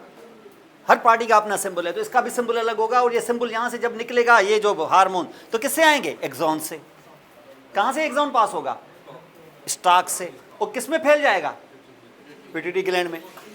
आपसे ये पोस्टीरियर पिट्यूटरी ग्लैंड में, ये तो फिर न्यूरोट्रांसमीटर हुआ नहीं, क्योंकि इसका टारगेट ऑर्गन यहाँ नहीं बैठा हुआ, तो ये ब्लड में अंदर सीक्रेट हो जाएगा। ब्लड किधर है? वो ब्लड इसको सराउंड कर रहा है। ग्लैंड्स के अराउंड इतना सराउंडेड होता है कैपिलरीज का नेटवर्क कि आप हैरान रह जाएंगे, क्योंकि पिट्यूटरी ग्लैंड ही नजर नहीं आता, इतना अंदर छुपा हुआ घने जंगल में। और वहाँ से ये प्रोड्यूस होके बॉडी में फैल जाएगा। तो क्या हर टिश्यू पे एक्ट करेगा? नहीं, उस पे एक्ट करेगा जहाँ जहाँ इसके रिसेप्टर्स होंगे। यानी मैं जब बात करूँगा, अगर मैं बात उर्दू में कर रहा हूँ तो वो लोग समझ पाएंगे जिनको उर्दू आती है। इधर ही किसी चीनी को पिला दूँ और चाइनीज़ को किसी को बिठा दूँ तो क्या उसको समझ में आएगा? क्या उसको सुनाई नहीं देगा? क्या सुनाई देगा, लेकिन वो उसको उर्दू के रिसेप्टर्स ही नहीं है, लर्निंग ही नहीं है उसको, तो वो नहीं सुनाई देगा। जब वो चीनी में बात करेगा तो मुझे समझ में नहीं आएगा, हालांकि मुझे सुनाई दे रहा है। तो मैं को पागल हूँ कि सुनाई दे रहा है फिर भी मैं समझ नहीं रहा हूँ उसकी बात, क्योंकि रिसेप्टर्स तो हर टिश्यू के ऊपर उस हार्मोन्स के रिसेप्टर्स होते हैं और ये आके एक्ट करता है तो फंक्शन देखना होगा। और ये जो हार्मोन इस वक्त यहाँ से प्रोड्यूस हो रहा है उसका नाम है ऑक्सीटोसिन। सोर्स का पता चल गया ना, कौन सा न्यूक्लियस, ये जरूर बताएं। आप ये नहीं करेंगे भाई हाइपोथैलेमस ऐसे हो गया, तो जो आप बोलेंगे हाइपोथैलेमस हो गया तो चलो ठीक है, लेकिन कल उसने पूछ लिया ना कि कौन सा न्यूक्लियस, तो फिर आप बैठे रह जाएंगे। फिर दूसरा जीत जाएगा जिसको वेंट्रिकल का नाम आता है। हालांकि हाइपोथैलेमस तुमने भी सही कहा है, लेकिन मसला यह है कि उसने जवाब कुछ और मांगा है, तो इसके लिए थोड़ा सा आगे बढ़ना होगा। ऐसे टालना नहीं होगा कि बस हाइपोथैलेमस, यार सारे हो गए ना मेरी तरफ से हाइपोथैलेमस है, कौन एक एक का बैठ के याद करे, तो ऐसा नहीं करना है। क्योंकि अभी देखो आपके जितने भी पेपर्स आएंगे वो एमसीक्यूज आएंगे, और जब एमसीक्यूज आएंगे तो उनका सारा ध्यान एमसीक्यूज पर होगा। और अभी आपको बचने के लिए शार्ट ऐसे थे, अब आपको बचने के लिए शार्ट ऐसे भी नहीं। ये देखा जाए तो एक तरह से फ़ायदा भी है, एक तरह से नुकसान भी है। वो कहते हैं ना कि आपका अगर किसी ट्रायल कोर्ट में केस चल रहा है हाई कोर्ट में, तो एक अपील का चांस है आपके पास कि सुप्रीम कोर्ट जाएगा, बाद में बच सकते हैं आप। लेकिन स्टार्ट ही अगर सुप्रीम कोर्ट से हो जाए तो अगर फॉर एग्जांपल वहाँ पर सुप्रीम कोर्ट के किसी जज ने आपके खिलाफ फैसला दे दिया ना, तो उसके बाद उसके अपील का हक भी आपका ख़त्म हो गया। तो इसका कहने का मकसद ये है कि यहाँ पर इन दोनों को इस तरीके से, तो आप क्या करें, उसको सिंपली थोड़ा सा एलाबोरेट करें, कुछ आप उसको डिटेल में जाएं। ये जस्ट नाम ना याद करें, थोड़ा सा रिसेप्टर्स को, थोड़ा सा न्यूक्लियस का नाम भी कर ले तो आसानी हो जाएगी। ये सोर्स आपने देखो, तो एक न्यूक्लियस, तो एक ग्लैंड तो ये था। जैसे आप नीचे आए तो आपको एक और ग्लैंड मिला है, वो है पिट्यूटरी ग्लैंड। जिसका पोस्टीरियर पिट्यूटरी तो आपका हो ही गया, क्योंकि उसने तो कोई हार्मोन सिंथेसाइज करना नहीं, लेकिन फिर भी आप ऑक्सीटोसिन, और जैसे अभी आपको पता है ना ऑक्सीटोसिन, सोर्स तो देख लिया आपने इसका, केमिस्ट्री क्या है इसकी, अभी सोच रहे हैं, इतनी देर सोच रहे हैं आप, ये आईएन पीछे लिखा हुआ है फिर भी सोच रहे हैं आप। तो सोर्स है तो सीधा सीधा मुंह से नाम लें बस, ऑक्सीटोसिन, सिन, आईएन, आईएन आ गई तो आप जंप लगाएं, मेरी तरफ से 99.999% सही होगा। सवाल इसके कि दो हार्मोन ऐसे याद रखें आप जिनमें आईएन नहीं आता लेकिन फिर भी वो प्रोटीन होते हैं, ग्लूकागन और पैराथायरॉयड हार्मोन, एक आध और भी होगा चले, लेकिन वो उतना ज़्यादा इंपॉर्टेंट नहीं। तो ज़्यादातर ये फार्मूला उस पर अप्लाई होगा। तो ये आपका ऑक्सीटोसिन है, और इसका वर्क जो होगा वो कोई और है। ऑक्सीटोसिन ये आपको इम्पॉर्टेंट है इस लिहाज से कि दो जगहों पे ये काम करता है ख़ास तौर पे, एक ब्रेस्ट पर और एक यूट्रस पर, ये दोनों फीमेल के अंदर। यूट्रस पर एक्ट करेगा eight the time of parturition, eight the time of labour, जब वो 9 मंथ्स ख़त्म हो चुके होंगे, मैच्योर, जब पूरा टर्म हो चुका होगा, यानी 38 वीक्स हो चुके होंगे, तब यूट्रस के मायोमीट्रियम यानी उसके मसल पे एक्ट करेगा।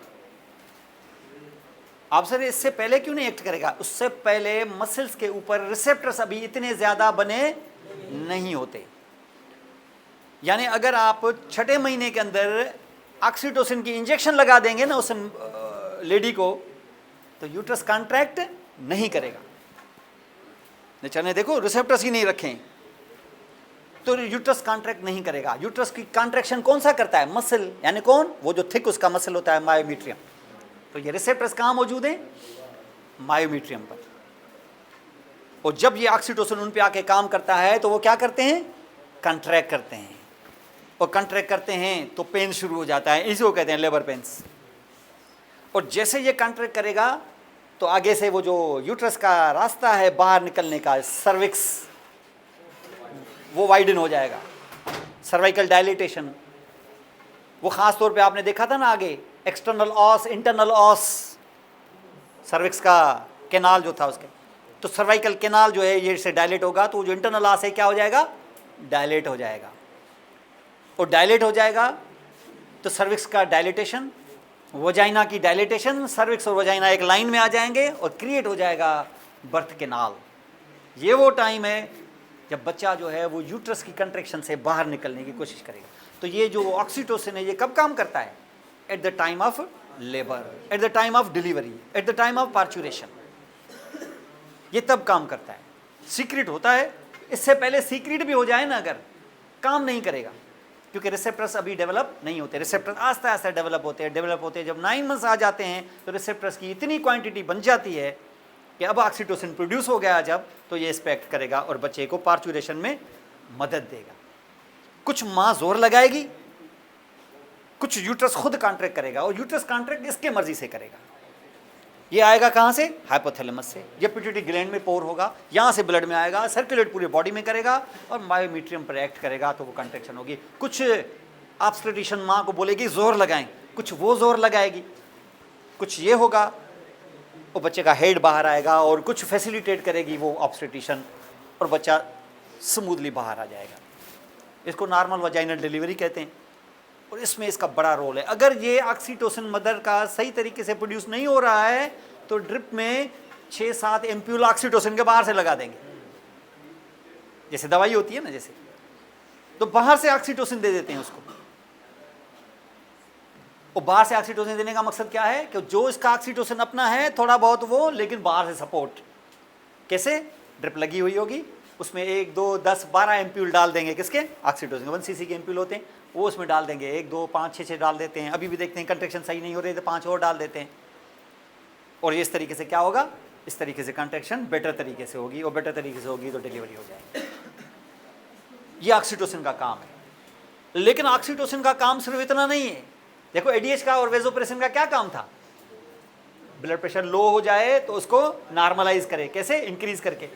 इंक्रीज का मकसद ये नहीं कि हाइपरटेंशन कर देगा, वो लो को नॉर्मल करके यहाँ पर बंद, नॉर्मल करने।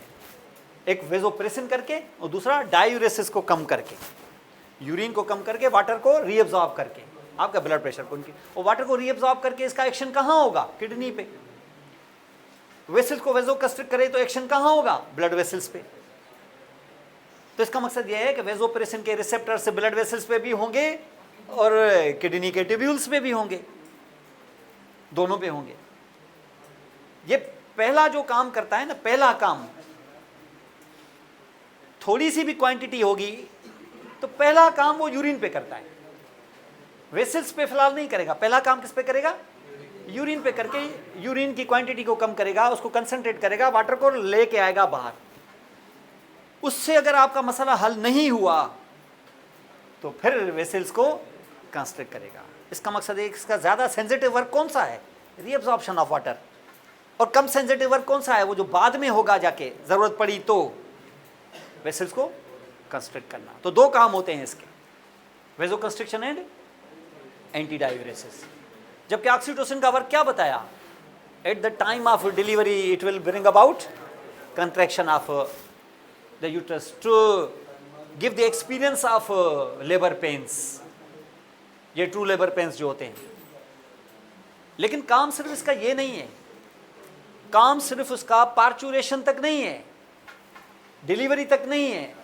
डिलीवरी के बाद उसका एक और काम भी है जो जारी रहेगा अब, जब तक बच्चा अपने माँ के ब्रेस्ट फीडिंग पर है। अब उससे कैसे, उसका मिल्क से क्या वास्ता है? अब उसका वास्ता है मिल्क के साथ। आपने देखा होगा ये जो दूध बेचने वाले होते हैं, गवाले वगैरह जो मिल्क निकालते हैं, ये अपने जानवरों को इंजेक्शन लगाते हैं। आपको अंदाज़ा तो होगा, सुना भी हुआ होगा आपने, शायद कहीं देखा भी हो। जो गांव में रहते हैं शायद उन्होंने देखा भी हो सकता है लगाई भी हो। लगाई नहीं है तो वो ये जो इंजेक्शन ही लगाते हैं ना, जो ये ऑक्सीटोसिन की इंजेक्शन होती है, ये ऑक्सीटोसिन की इंजेक्शन होती है। ये क्यों लगाते हैं? कैसे बढ़ेगा दूध? दूध बढ़े, ये तो कह दिया आपने। इसका मकसद ये है कि ये ऑक्सीटोसिन जब इंजेक्शन लगाते हैं तो वो जो मेमोरी ग्लैंड्स होते हैं, जो मेमोरी ग्लैंड्स होते हैं, मेमोरी ग्लैंड से अंदर क्या होता है? मेमोरी ग्लैंड्स के अंदर हर एक मेमोरी ग्लैंड के सिस्टम में क्या होता है? डक्ट होती है एक। यानी आप अगर ब्रेस्ट में देखें तो ब्रेस्ट में क्या है? एक डक्ट है। डक्ट अंदर जाएगी तो उसके साथ एक ग्लैंड्स जुड़े हुए हैं। ये एक ऐसी दूसरी डक्ट होगी, इसके साथ में ग्लैंड का सिस्टम है। फिर ऐसी 15-16 डक्ट्स होती हैं और हर डक्ट सेपरेटली ओपन होती है निप्पल पर। तो जब यहाँ से मिल्क सीक्रेट होता है तो ड्रॉप्स कितने आएंगे? 15-16। ये मिल्क के बच्चा जो होगा वो सक करके अपने मुंह में डालता है। तो ये जो डक्ट आ रही है ना यहाँ पर 15-16 डक्ट्स, एक एक डक्ट एक सिस्टम के साथ जुड़ी हुई है, ग्लैंड्स के साथ। इनको हम कहते हैं लेक्टिफोरस डक्ट। और ये लेक्टिफोरस डक्ट जब सरफेस पर आती है तो सरफेस से आने से पहले ये थोड़ी सी डायलेटेड होती है, हर डक्ट। इसको इम्प्यूला कहते हैं। और अंदर आप क्या देखेंगे? एपिथेलियम। अंदर क्या होगा? एपिथेलियम। ये लास्ट मोमेंट पर जब आप डक्ट्स के करीब आते हैं ना, तो इस डक्ट्स के अंदर जो एपिथेलियम होता है वो मसल में कन्वर्ट हो जाता है, स्मूथ मसल में। इसको कहते हैं मायो एपिथेलियम। मायो मसल। अब ये सेल्स क्या हो गए? मसल के सेल हो गए। क्या सिर्फ ग्लैंड है कि इसमें बीचों बीच मसल्स भी हैं? ये मायो एपिथेलियल सेल्स होते हैं और ये आहिस्ता आहिस्ता ऐसे ऐसे कंट्रैक्ट करते हैं। जब ये ऐसे ऐसे कंट्रैक्ट करेंगे मायो एपिथेलियल सेल्स, तो अंदर जो मिल्क जमा होगा वो यहाँ रहेगा कि इजेक्ट होगा? ये काम है, इस मसल को कॉन्ट्रैक्ट कराने का जो काम है वो ऑक्सीटोसिन का है। तो ऑक्सीटोसिन मिल्क को प्रोड्यूस करता है कि मिल्क को इजेक्ट करता है? इजेक्ट करता है। मिल्क को प्रोड्यूस करने का काम प्रोलैक्टिन का है। ये मिल्क को इजेक्ट करते हैं। तो कैसे इजेक्ट करते हैं? अगर फॉर एग्जाम्पल बच्चा सकलिंग नहीं कर रहा है तो क्या इजेक्ट करते रहेंगे? नहीं।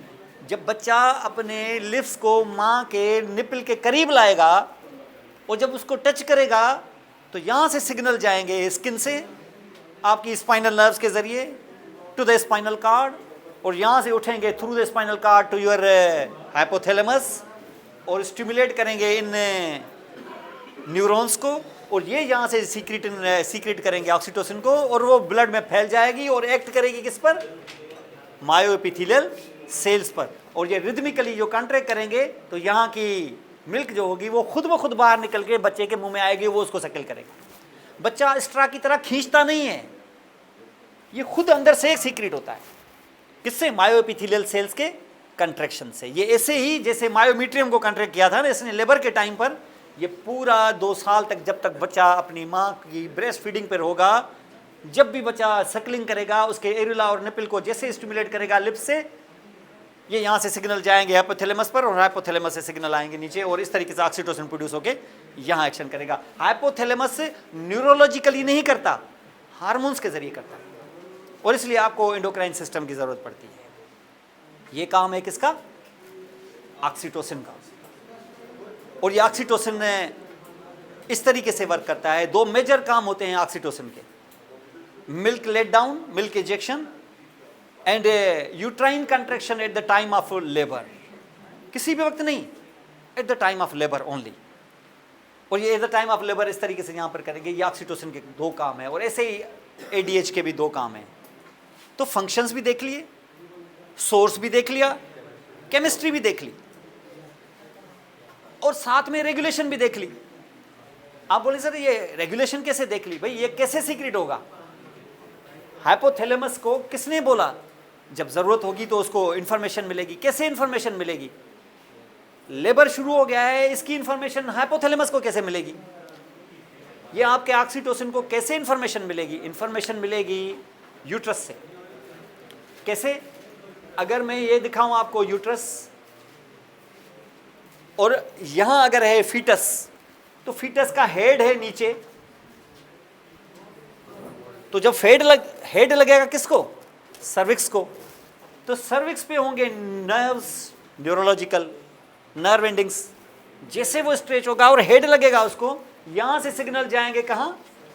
हाइपोथैलेमस पर। और हाइपोथैलेमस से जैसे सिग्नल जाएंगे तो यहां से प्रोड्यूस होगा ऑक्सीटोसिन। ऑक्सीटोसिन ब्लड में आ जाएगा तो वो एक्ट करेगा किस पे? मायोमीट्रियम पे। और मायोमीट्रियम पर जब एक्ट करेगा तो मायोमीट्रियम क्या करेगा? कंट्रैक्ट करेगा। कंट्रैक्ट करेगा तो ये सर्विक्स और डायलेट होगा, और बच्चा जो होगा वो कुछ माँ प्रेशर लगाएगी, कुछ यहाँ से कंट्रैक्शन होगी, और बच्चा जो होगा वो डिलीवर हो जाएगा। तो कैसे रेगुलेट हुआ? हेड के प्रेशर से। और अगर बच्चा सकलिंग करे तो ये कैसे रेगुलेट हुआ? बच्चा सकलिंग करेगा, उसके लिप्स लगेंगे एरुला की स्किन को, यहाँ से स्पाइनल नर्व स्पाइनल कॉर्ड में जाएंगे, यहाँ से ट्रैक्ट असेंड करेगा और जाके हाइपोथैलेमस को बताएगा, और हाइपोथैलेमस से ऑक्सीटोसिन प्रोड्यूस करेंगे, वो सर्कुलेट हो जाएगा और आके ब्रेस्ट पे एक्ट करेगा, और यहाँ से इंजेक्शन होगी। तो इसकी रेगुलेशन भी इसी तरीके से होगी। अगर नहीं बच्चा सकलिंग करेगा तो मोस्ट प्रोबेबली वो सीक्रेट नहीं होगा, तो जब करेगा तब सीक्रेट होगा। ये इसको कहते हैं रेगुलेशन। ये कब निकलेगा, इसको रेगुलेशन कहते हैं। तो आपने देखा कि अगर बात हो रही है किसी हार्मोन की, तो उसका नाम लिख के सबसे पहले करें उसका सोर्स, फिर करें इसकी केमिस्ट्री, फिर उसके करें फंक्शंस, फिर उसकी करें रेगुलेशन, और आगे से मैं बताऊंगा कि डेफिशिएंसी वगैरह जब आएगी तो मैं आपको एक साथ दिखा दूंगा। और इस वक्त यहाँ पर आपने हाइपोथैलेमस के अंदर इस सोर्स से 2 हार्मोन्स यहाँ से प्रोड्यूस किए। अब जैसे आप नीचे आएंगे आपको एक और ग्लैंड मिलेगा। वैसे ये दोनों हार्मोन्स प्रोड्यूस तो होते हैं हाइपोथैलेमस से, लेकिन हम उनको बोलते हैं पोस्टीरियर पिट्यूटरी हार्मोन्स। हालांकि ये पोस्टीरियर पिट्यूटरी से सिंथेसाइज नहीं होते, वहाँ से सीक्रेट होते हैं, फिर भी बोल देते हैं पोस्टीरियर पिट्यूटरी हार्मोन्स। लेकिन हमें पता है कि जो असल मास्टर ग्लैंड है वो है एंटीरियर पिट्यूटरी, और वहाँ पर मौजूद हैं 5 इंपॉर्टेंट हार्मोन्स। इसका मकसद यह है कि पिट्यूटरी ग्लैंड 5 अभी जो उससे निकलेंगे, और 2 वो जो पोस्टीरियर पिट्यूटरी से निकले तो नहीं हैं, सीक्रेट वहाँ से हुए हैं, मिला के 7 हार्मोन्स इस पिट्यूटरी ग्लैंड में मौजूद हैं। और इस पिट्यूटरी ग्लैंड इन 7 हार्मोन्स के थ्रू बॉडी को कंट्रोल कर रहा है। ये और बात है कि हर चीज़ को कंट्रोल नहीं कर पा रहा, तो आगे से कुछ और ग्लैंड्स भी हैं, लेकिन वो जो दूसरे ग्लैंड्स हैं उनको ये कर रहा है। इनडायरेक्टली आप देखिए थायराइड है, लेकिन थायराइड को कंट्रोल कौन कर रहा है? ये। इसका मकसद है कि पीछे से डोरियां ये हिला रहा है। हम बोलते हैं थायराइड हार्मोन्स काम कर रहे हैं, लेकिन बोल कौन रहा है? बोल ये रहा है। इसलिए इसको बोलते हैं मास्टर ग्लैंड, इसको मास्टर ग्लैंड बोलते हैं। वो है छोटा सा, पॉपुलेशन बहुत छोटी सी है, थोड़े से लोग हैं, लेकिन पूरे बॉडी को कंट्रोल कर रहे हैं। और इसके अंदर जब हमने देखा तो एक हार्मोन नहीं है, 5 हार्मोन्स हैं, और उनको हम कहते हैं एंटी रेपिटेटिव हार्मोन्स। अब जो एंटी रेपिटेटिव हार्मोन्स हैं, उनमें से यहाँ हैं आपको एंटी रेपिटेटिव के नाम पर, अगर इसको यहाँ ले आए बाहर, तो ये एंटी रेपिटेटिव ग्लैंड जो मैं आपको दिखाऊं like this, it has now 5 different type of cells. अगर हैं 5 हार्मोन्स, तो 5 हार्मोन्स के लिए 5 ग्लैंड्स चाहिए। ग्लैंड एक ही है तो 5 डिफरेंट टाइप के सेल्स चाहिए। और इन सेल्स को आप यहां पे देखिए, बड़ा बात नहीं करो, क्या है यार।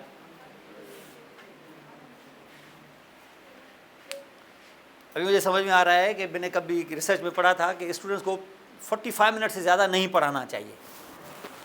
अभी कोशिश यही करेंगे हम नेक्स्ट क्लास में। अभी तो फ़िलहाल क्लास की एंड हो रही है, लेकिन नेक्स्ट ऐसे ही करेंगे। आपका भी कसूर नहीं है एक्चुअली, देखा जाए तो मैं आप पे गर्म खाम खा रहा हूँ।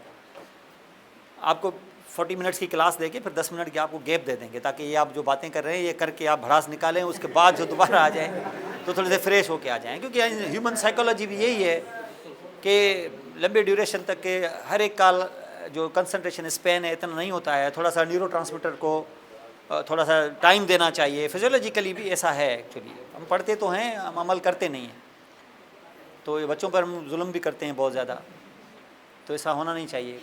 तो 40 मिनट की क्लास करके फिर 10 मिनट का आपका तो गैप दे देंगे, इधर उधर से आप होके आ जाओ, और जो जाना चाहते हैं थोड़ा सा जाएँ, पानी वानी पिए इधर उधर। तो नेक्स्ट टाइम हम इंशाल्लाह जब 2 घंटे की क्लास होगी ना तो हम ऐसे ही करेंगे, ठीक है ना। आपका भी कसूर नहीं है देखा जाए, लेकिन जब तक अगली क्लास ना आ जाए मेहरबानी करके बाकी टाइम आप थोड़ा खामोश रहें। ऐसे नहीं है कि खुली छुट्टी मिल गई, अब सर ने तो एक्सेप्ट कर लिया है ना कि हमें बात करनी चाहिए दरअसल, तो इसका हक ना समझें आप अपना, अभी थोड़ी तकलीफ बर्दाश्त करें आप अपने आप। अंडरस्टैंड? तो ये इसमें क्वेश्चंस आते हैं उमूमन कि ये आपका एंटी रेपिटेटिव ग्लैंड है, इसमें आपको 5 किस्म के सेल्स मिलेंगे अलग अलग, और हर एक अपना अपना हिस्से का हार्मोन प्रोड्यूस करेगा। अब इसके अंदर जब आप यहां देखेंगे तो एक सेल का ये ग्रुप है,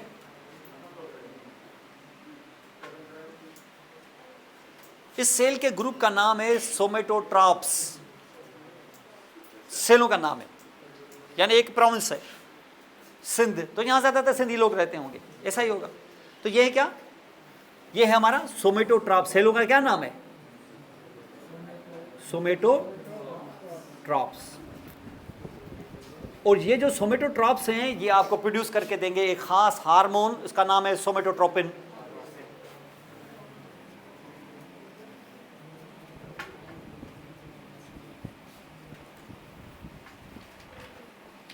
और इसका प्यार से नाम है ग्रोथ हार्मोन। इसको ग्रोथ हार्मोन कहते हैं। पूछा जाता है आपसे कि ग्रोथ हार्मोन इज प्रोड्यूसिंग, अब देखिए सोर्स आ गया ना नया हार्मोन, तो नया हार्मोन आया तो 2 सवालों के जवाब आपको आ गए, एक सोर्स, दूसरा केमिस्ट्री। आ गया सोर्स कहां से? सिर्फ एंटी रेपिटेटिव या सोमेटोट्रॉप्स ऑफ एंटी रेपिटेटिव। तो मैंने आपको बताया ऐसे नहीं बोलो एंटी रेपिटेटिव, ये तो सभी 5 के आंसर यही हो जाएंगे। अब 2 बोले सोमेटोट्रॉप्स ऑफ, जैसे आपने हाइपोथैलेमस में बोला था ना, paraventricular nucleus of hypothalamus, supraoptic nucleus of hypothalamus, जहां जहां ये आ जाए तो थोड़ा सा एलोबोरेट करो, सुस्ती न दिखाओ, आगे फिर नुकसान तुम लोगों को थोड़ा सा। तो क्या देता है, क्या देते हैं? सोमेटोट्रोपिन। क्या केमिस्ट्री है इसकी? प्रोटीन। क्यों? आईएन पीछे। देखो आपको रटना नहीं पड़ेगा कि आप प्रोटीन कौन कौन से हैं, कौन कौन से। आप एक जड़ में जाओ, थोड़ी सी ब्रेन को इस्तेमाल करो, कंसेप्ट बनाओ। असल चीज कंसेप्ट है। मैं आपको ये बता दूं हमेशा एक चीज, आपको अपने आप को टेस्ट करना है, खुद सेल्फ असेसमेंट कैसे। आप खुद से पूछेंगे यार जो आज की क्लास हुई ये मुझे कितनी समझ में आई। आप क्लास को पहले सुन के जाएं, आप अपने फ्रेंड को पकड़ें, अपनी लैंग्वेज में, डरे मत, किसी टेक्निकल लैंग्वेज में ना जाएं आप, कि यार वो टेक्निकली वो वर्ड जो है, वो सर वाला वर्ड, वो जो किताब वाला वर्ड है, बुकिश में ना जाएं, अपनी लैंग्वेज में, अपनी ज़बान में इनफॉर्मली उस लेक्चर के बारे में अपने उस फ्रेंड को बताएं। अगर आप बता पाएं तो समझ लो तुम्हें क्लास समझ में आई है। यही लर्निंग है। बैठ के नहीं करो मैं घर जाऊं, पहले किताब खोलूं, पहले तो मैं रटूं उसको, और रट के मैं कल जो है ना वो टेक्निकल लैंग्वेज में मैं इनको बताऊं, और देखो मेरी कैसे मैंने लर्निंग की है। ये आपने ऐसे ही झाड़ फूकी है, आपको रटा था आपका, ये आप रट के आ गए हैं यहाँ पर, आपको लर्निंग आपने नहीं की। लर्निंग वो है जो रिटर्न में आप अपनी लैंग्वेज में उसको बताएं। इसका मकसद है कि आज इस क्लास से पहले ये चीज़ आपको नहीं आती थी, अब आपको आ रही है। अब आप उसको रिफाइन करेंगे ना, जैसे जैसे आगे बढ़ेंगे, जैसे जैसे आगे बढ़ेंगे ये चीज़ें पॉलिश होती जाएंगी और आखिर में ये फाइनल प्रोडक्ट आ जाएगा एग्जाम तक। तो ये सेल्फ असेसमेंट है। जैसे मैंने अगर आपको बताया ना, ऑक्सीटोसिन, कोई भी एक टॉपिक ले लें, ऑक्सीटोसिन, आप दो फ्रेंड्स हैं, आप रास्ते में अगर आप एक रिक्शा में जा रहे हैं तो आप अपने फ्रेंड को बोलें आज जो सर ने ऑक्सीटोसिन के बारे में बताया है, मैं थोड़ा सा एक्सप्लेन करके आपको बता रही हूँ। आप अपनी लैंग्वेज में टूटी फूटी जितनी आ रही है आपको, डरे मत, उसको बताएं कि ऑक्सीटोसिन क्या है, ये कहाँ से प्रोड्यूस होता है, ये फलां एक्शन करता है। आपने आप टूटा फूटा जितना बता पाए ना, बस ये आपकी लर्निंग है आज की। आज का दिन बन गया आपका, जो आपको पहले नहीं आता था अब क्लास के बाद आ रहा है। अगर आपको फौरी तौर पे इतना आ रहा है तो अगले दिन आपको इससे ज़्यादा आएगा। इसका मकसद है कि बहुत अच्छी उठान हो गई है आपकी, हर टॉपिक के साथ आप ऐसा करें, ये लर्निंग है। और आपको खुशी होगी कि आप हर क्लास में लर्न कर रहे हैं, तो आप आगे बढ़ रहे हैं। वरना आपको लगेगा कि ये हम डेली खामखा बैठ के इसे बकवास सर की सुन के आ जाते हैं, इसे फिर ये पता यार ये बस पढ़ाई है करनी है, क्या करें। फिर आपको देखिए लर्निंग जब होगी ना, जब आप, तो आपको खुशी होगी कि वी आर ग्रोइंग, हम ग्रो कर रहे हैं। और ये ग्रोथ जो है ना, ये कभी भी अनरिवार्डेड नहीं जाती, कहीं ना कहीं इसका रिवार्ड आपको ज़रूर मिलेगा। फ़ौरन नहीं मिलेगा, कहीं ना कहीं ज़रूर मिलेगा। एग्जाम में आपको मिल जाएगा, एग्जाम में आप कंसेप्ट आ जाएगा। अब तो एमसीक्यूज है ना, अब एमसीक्यूज हैं, अब क्या है, एमसीक्यूज है कंसेप्ट। अब आपका आंसर है येस और नो में, आपकी वहाँ कोई बकवास सुनने वाला नहीं, आपको बोलेगा ये है येस और नो, कौन सा लगाओ जगह। अब ये नहीं कि दरअसल सर ये तो दरअसल वो फलाना, अब ये नहीं गया, अब गया ये। जहाँ डिसएडवांटेज है वहाँ देखो, जहाँ एडवांटेजेस है वहाँ डिसएडवांटेजेस भी आ गए हैं कितने। एमसीक्यूज आप कहेंगे यार लिखने से जान छूटी, नहीं, लिखने से जो जान छूटी है इससे आपको नुकसान भी बहुत है। अब आपसे सब ये पूछ रहे हैं कि ये फलां चीज़ है, ये सर नो, आपका दिल कहेगा कि वैसे तो सर ये, लेकिन सर ये दरअसल वो कहेगा बकवास बंद करो, ये सर ने बताओ जल्दी। इसका मकसद ये है कि कितना डिसएडवांटेज हो गया आपको। वरना थोड़ा सा इधर उधर की हाँक के आप थोड़ा सा कन्विंस कर लेते उसको, शायद कुछ रिवार्ड मिल जाता, अब नहीं। आपको देखिए इतना डिसएडवांटेज है। एमसीक्यूज जो है ना, ये कभी भी अच्छा पैटर्न ऑफ एग्जाम नहीं रहा है जब तक उसके साथ शॉर्ट ऐसे लगे ना हुए।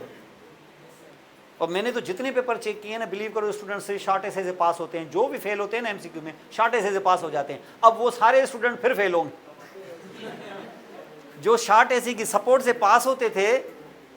इसका मकसद है कि वो सप्ली के लिए तैयारी करें, लेकिन ऐसा नहीं होगा अगर आप अपनी तैयारी को, अभी अपने आप की तैयारी को ठीक करने की कोशिश करें। मैंने बताया ना, अभी जितने भी मैं आपको दे रहा हूँ पावर पॉइंट, उसके पीछे मैं एमसीक्यू की लिस्ट लगा रहा हूँ।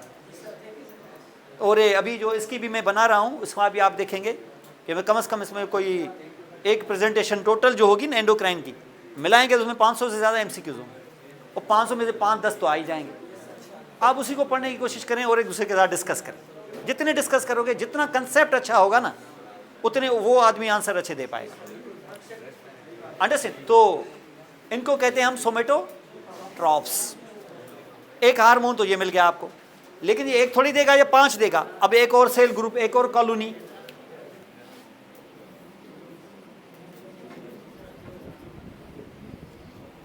इस कॉलोनी का नाम है लेक्टोट्रॉप्स। लेक्टो मिल्क को कहते हैं।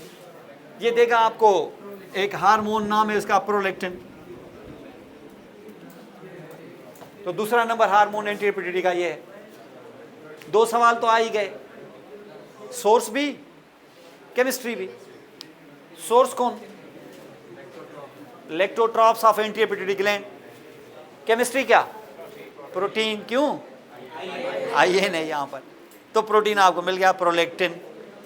तो दूसरा हार्मोन ये है। आ जाए तीसरे हार्मोन पे, एक और ग्रुप,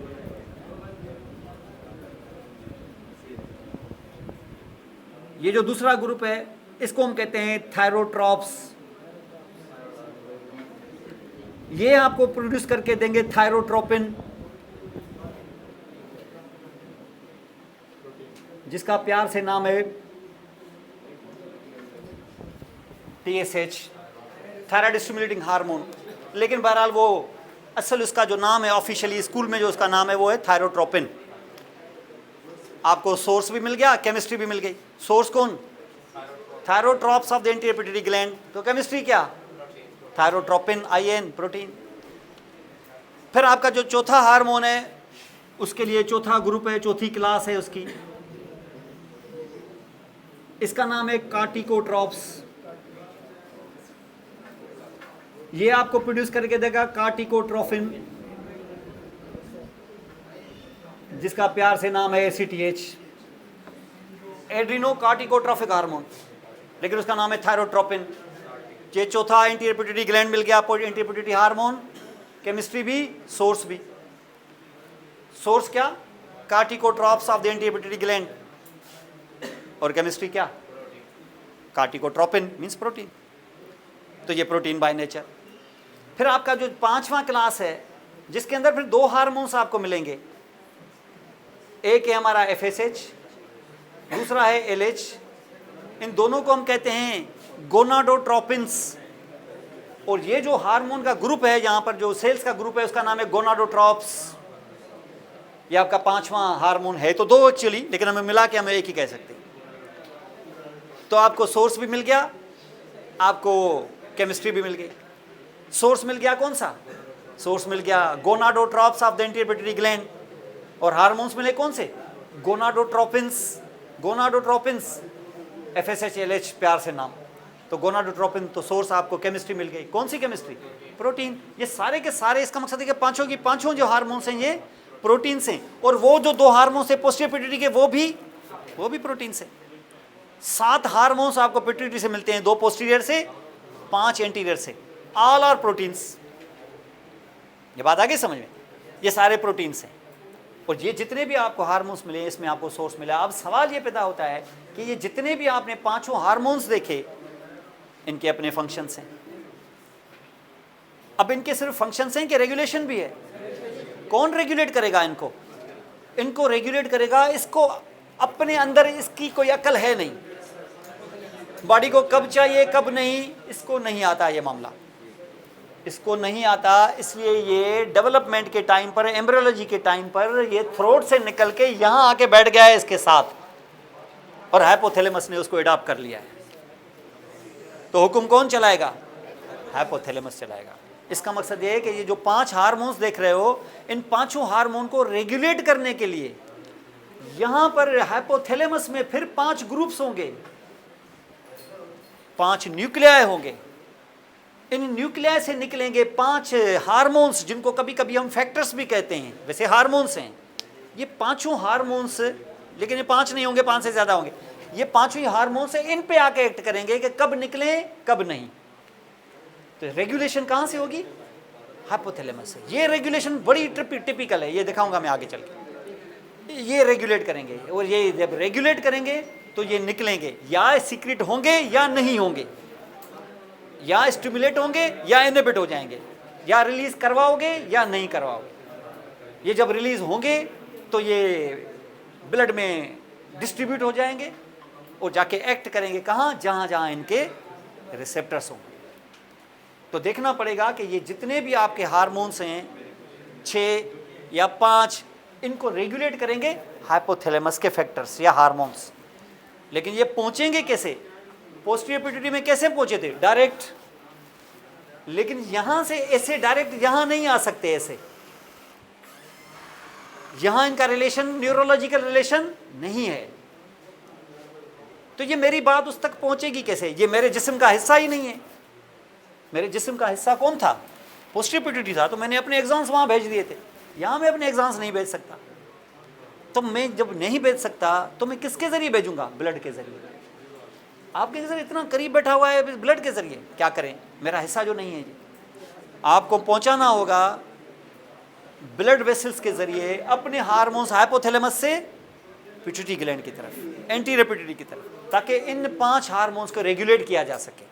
और जब ये बाहर आ जाएं तो इनके फंक्शंस तो हो ही जाएंगे, और जब फंक्शंस हो जाएं तो वहाँ से ऑर्डर आएगा इनकी तरफ कि बस अब ज़रूरत नहीं है, तो ये रुक जाएंगे। यही रेगुलेशन कहलाती है। ये ऑटोमेटिक, आप कहते हैं कि स्टेबलाइजर है, अगर 240 हो जाएगा तो वो उनको 220 कर देगा, 150 हो जाएगा तो चाड़ के उनको फिर 220 कर देगा। तो ये आप नहीं करते हो, ये स्टेबलाइजर खुद ब खुद करता है। इसको चल के हम देखेंगे, और ये इंपॉर्टेंट है, और इसमें से हम खास तौर पे ये वाला हार्मोन हम डिटेल में करेंगे, क्योंकि बाकी जितने भी हार्मोन्स हैं ये हार्मोन्स थोड़े थोड़े हम करेंगे, आपको बताऊंगा क्यों।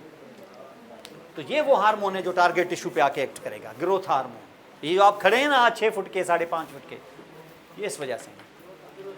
तो आपको पता चल जाएगा कि इसकी एक्सेस हो जाए तो क्या हो जाएगा, इसकी डिफिशियंसी हो जाए तो क्या हो जाएगा। तो फिर हम उसकी एक्सेस और डिफिशियंसी का भी मामला इसी तरीके से हल करेंगे। तो ये होगी इंशाल्लाह हमारी नेक्स्ट क्लास।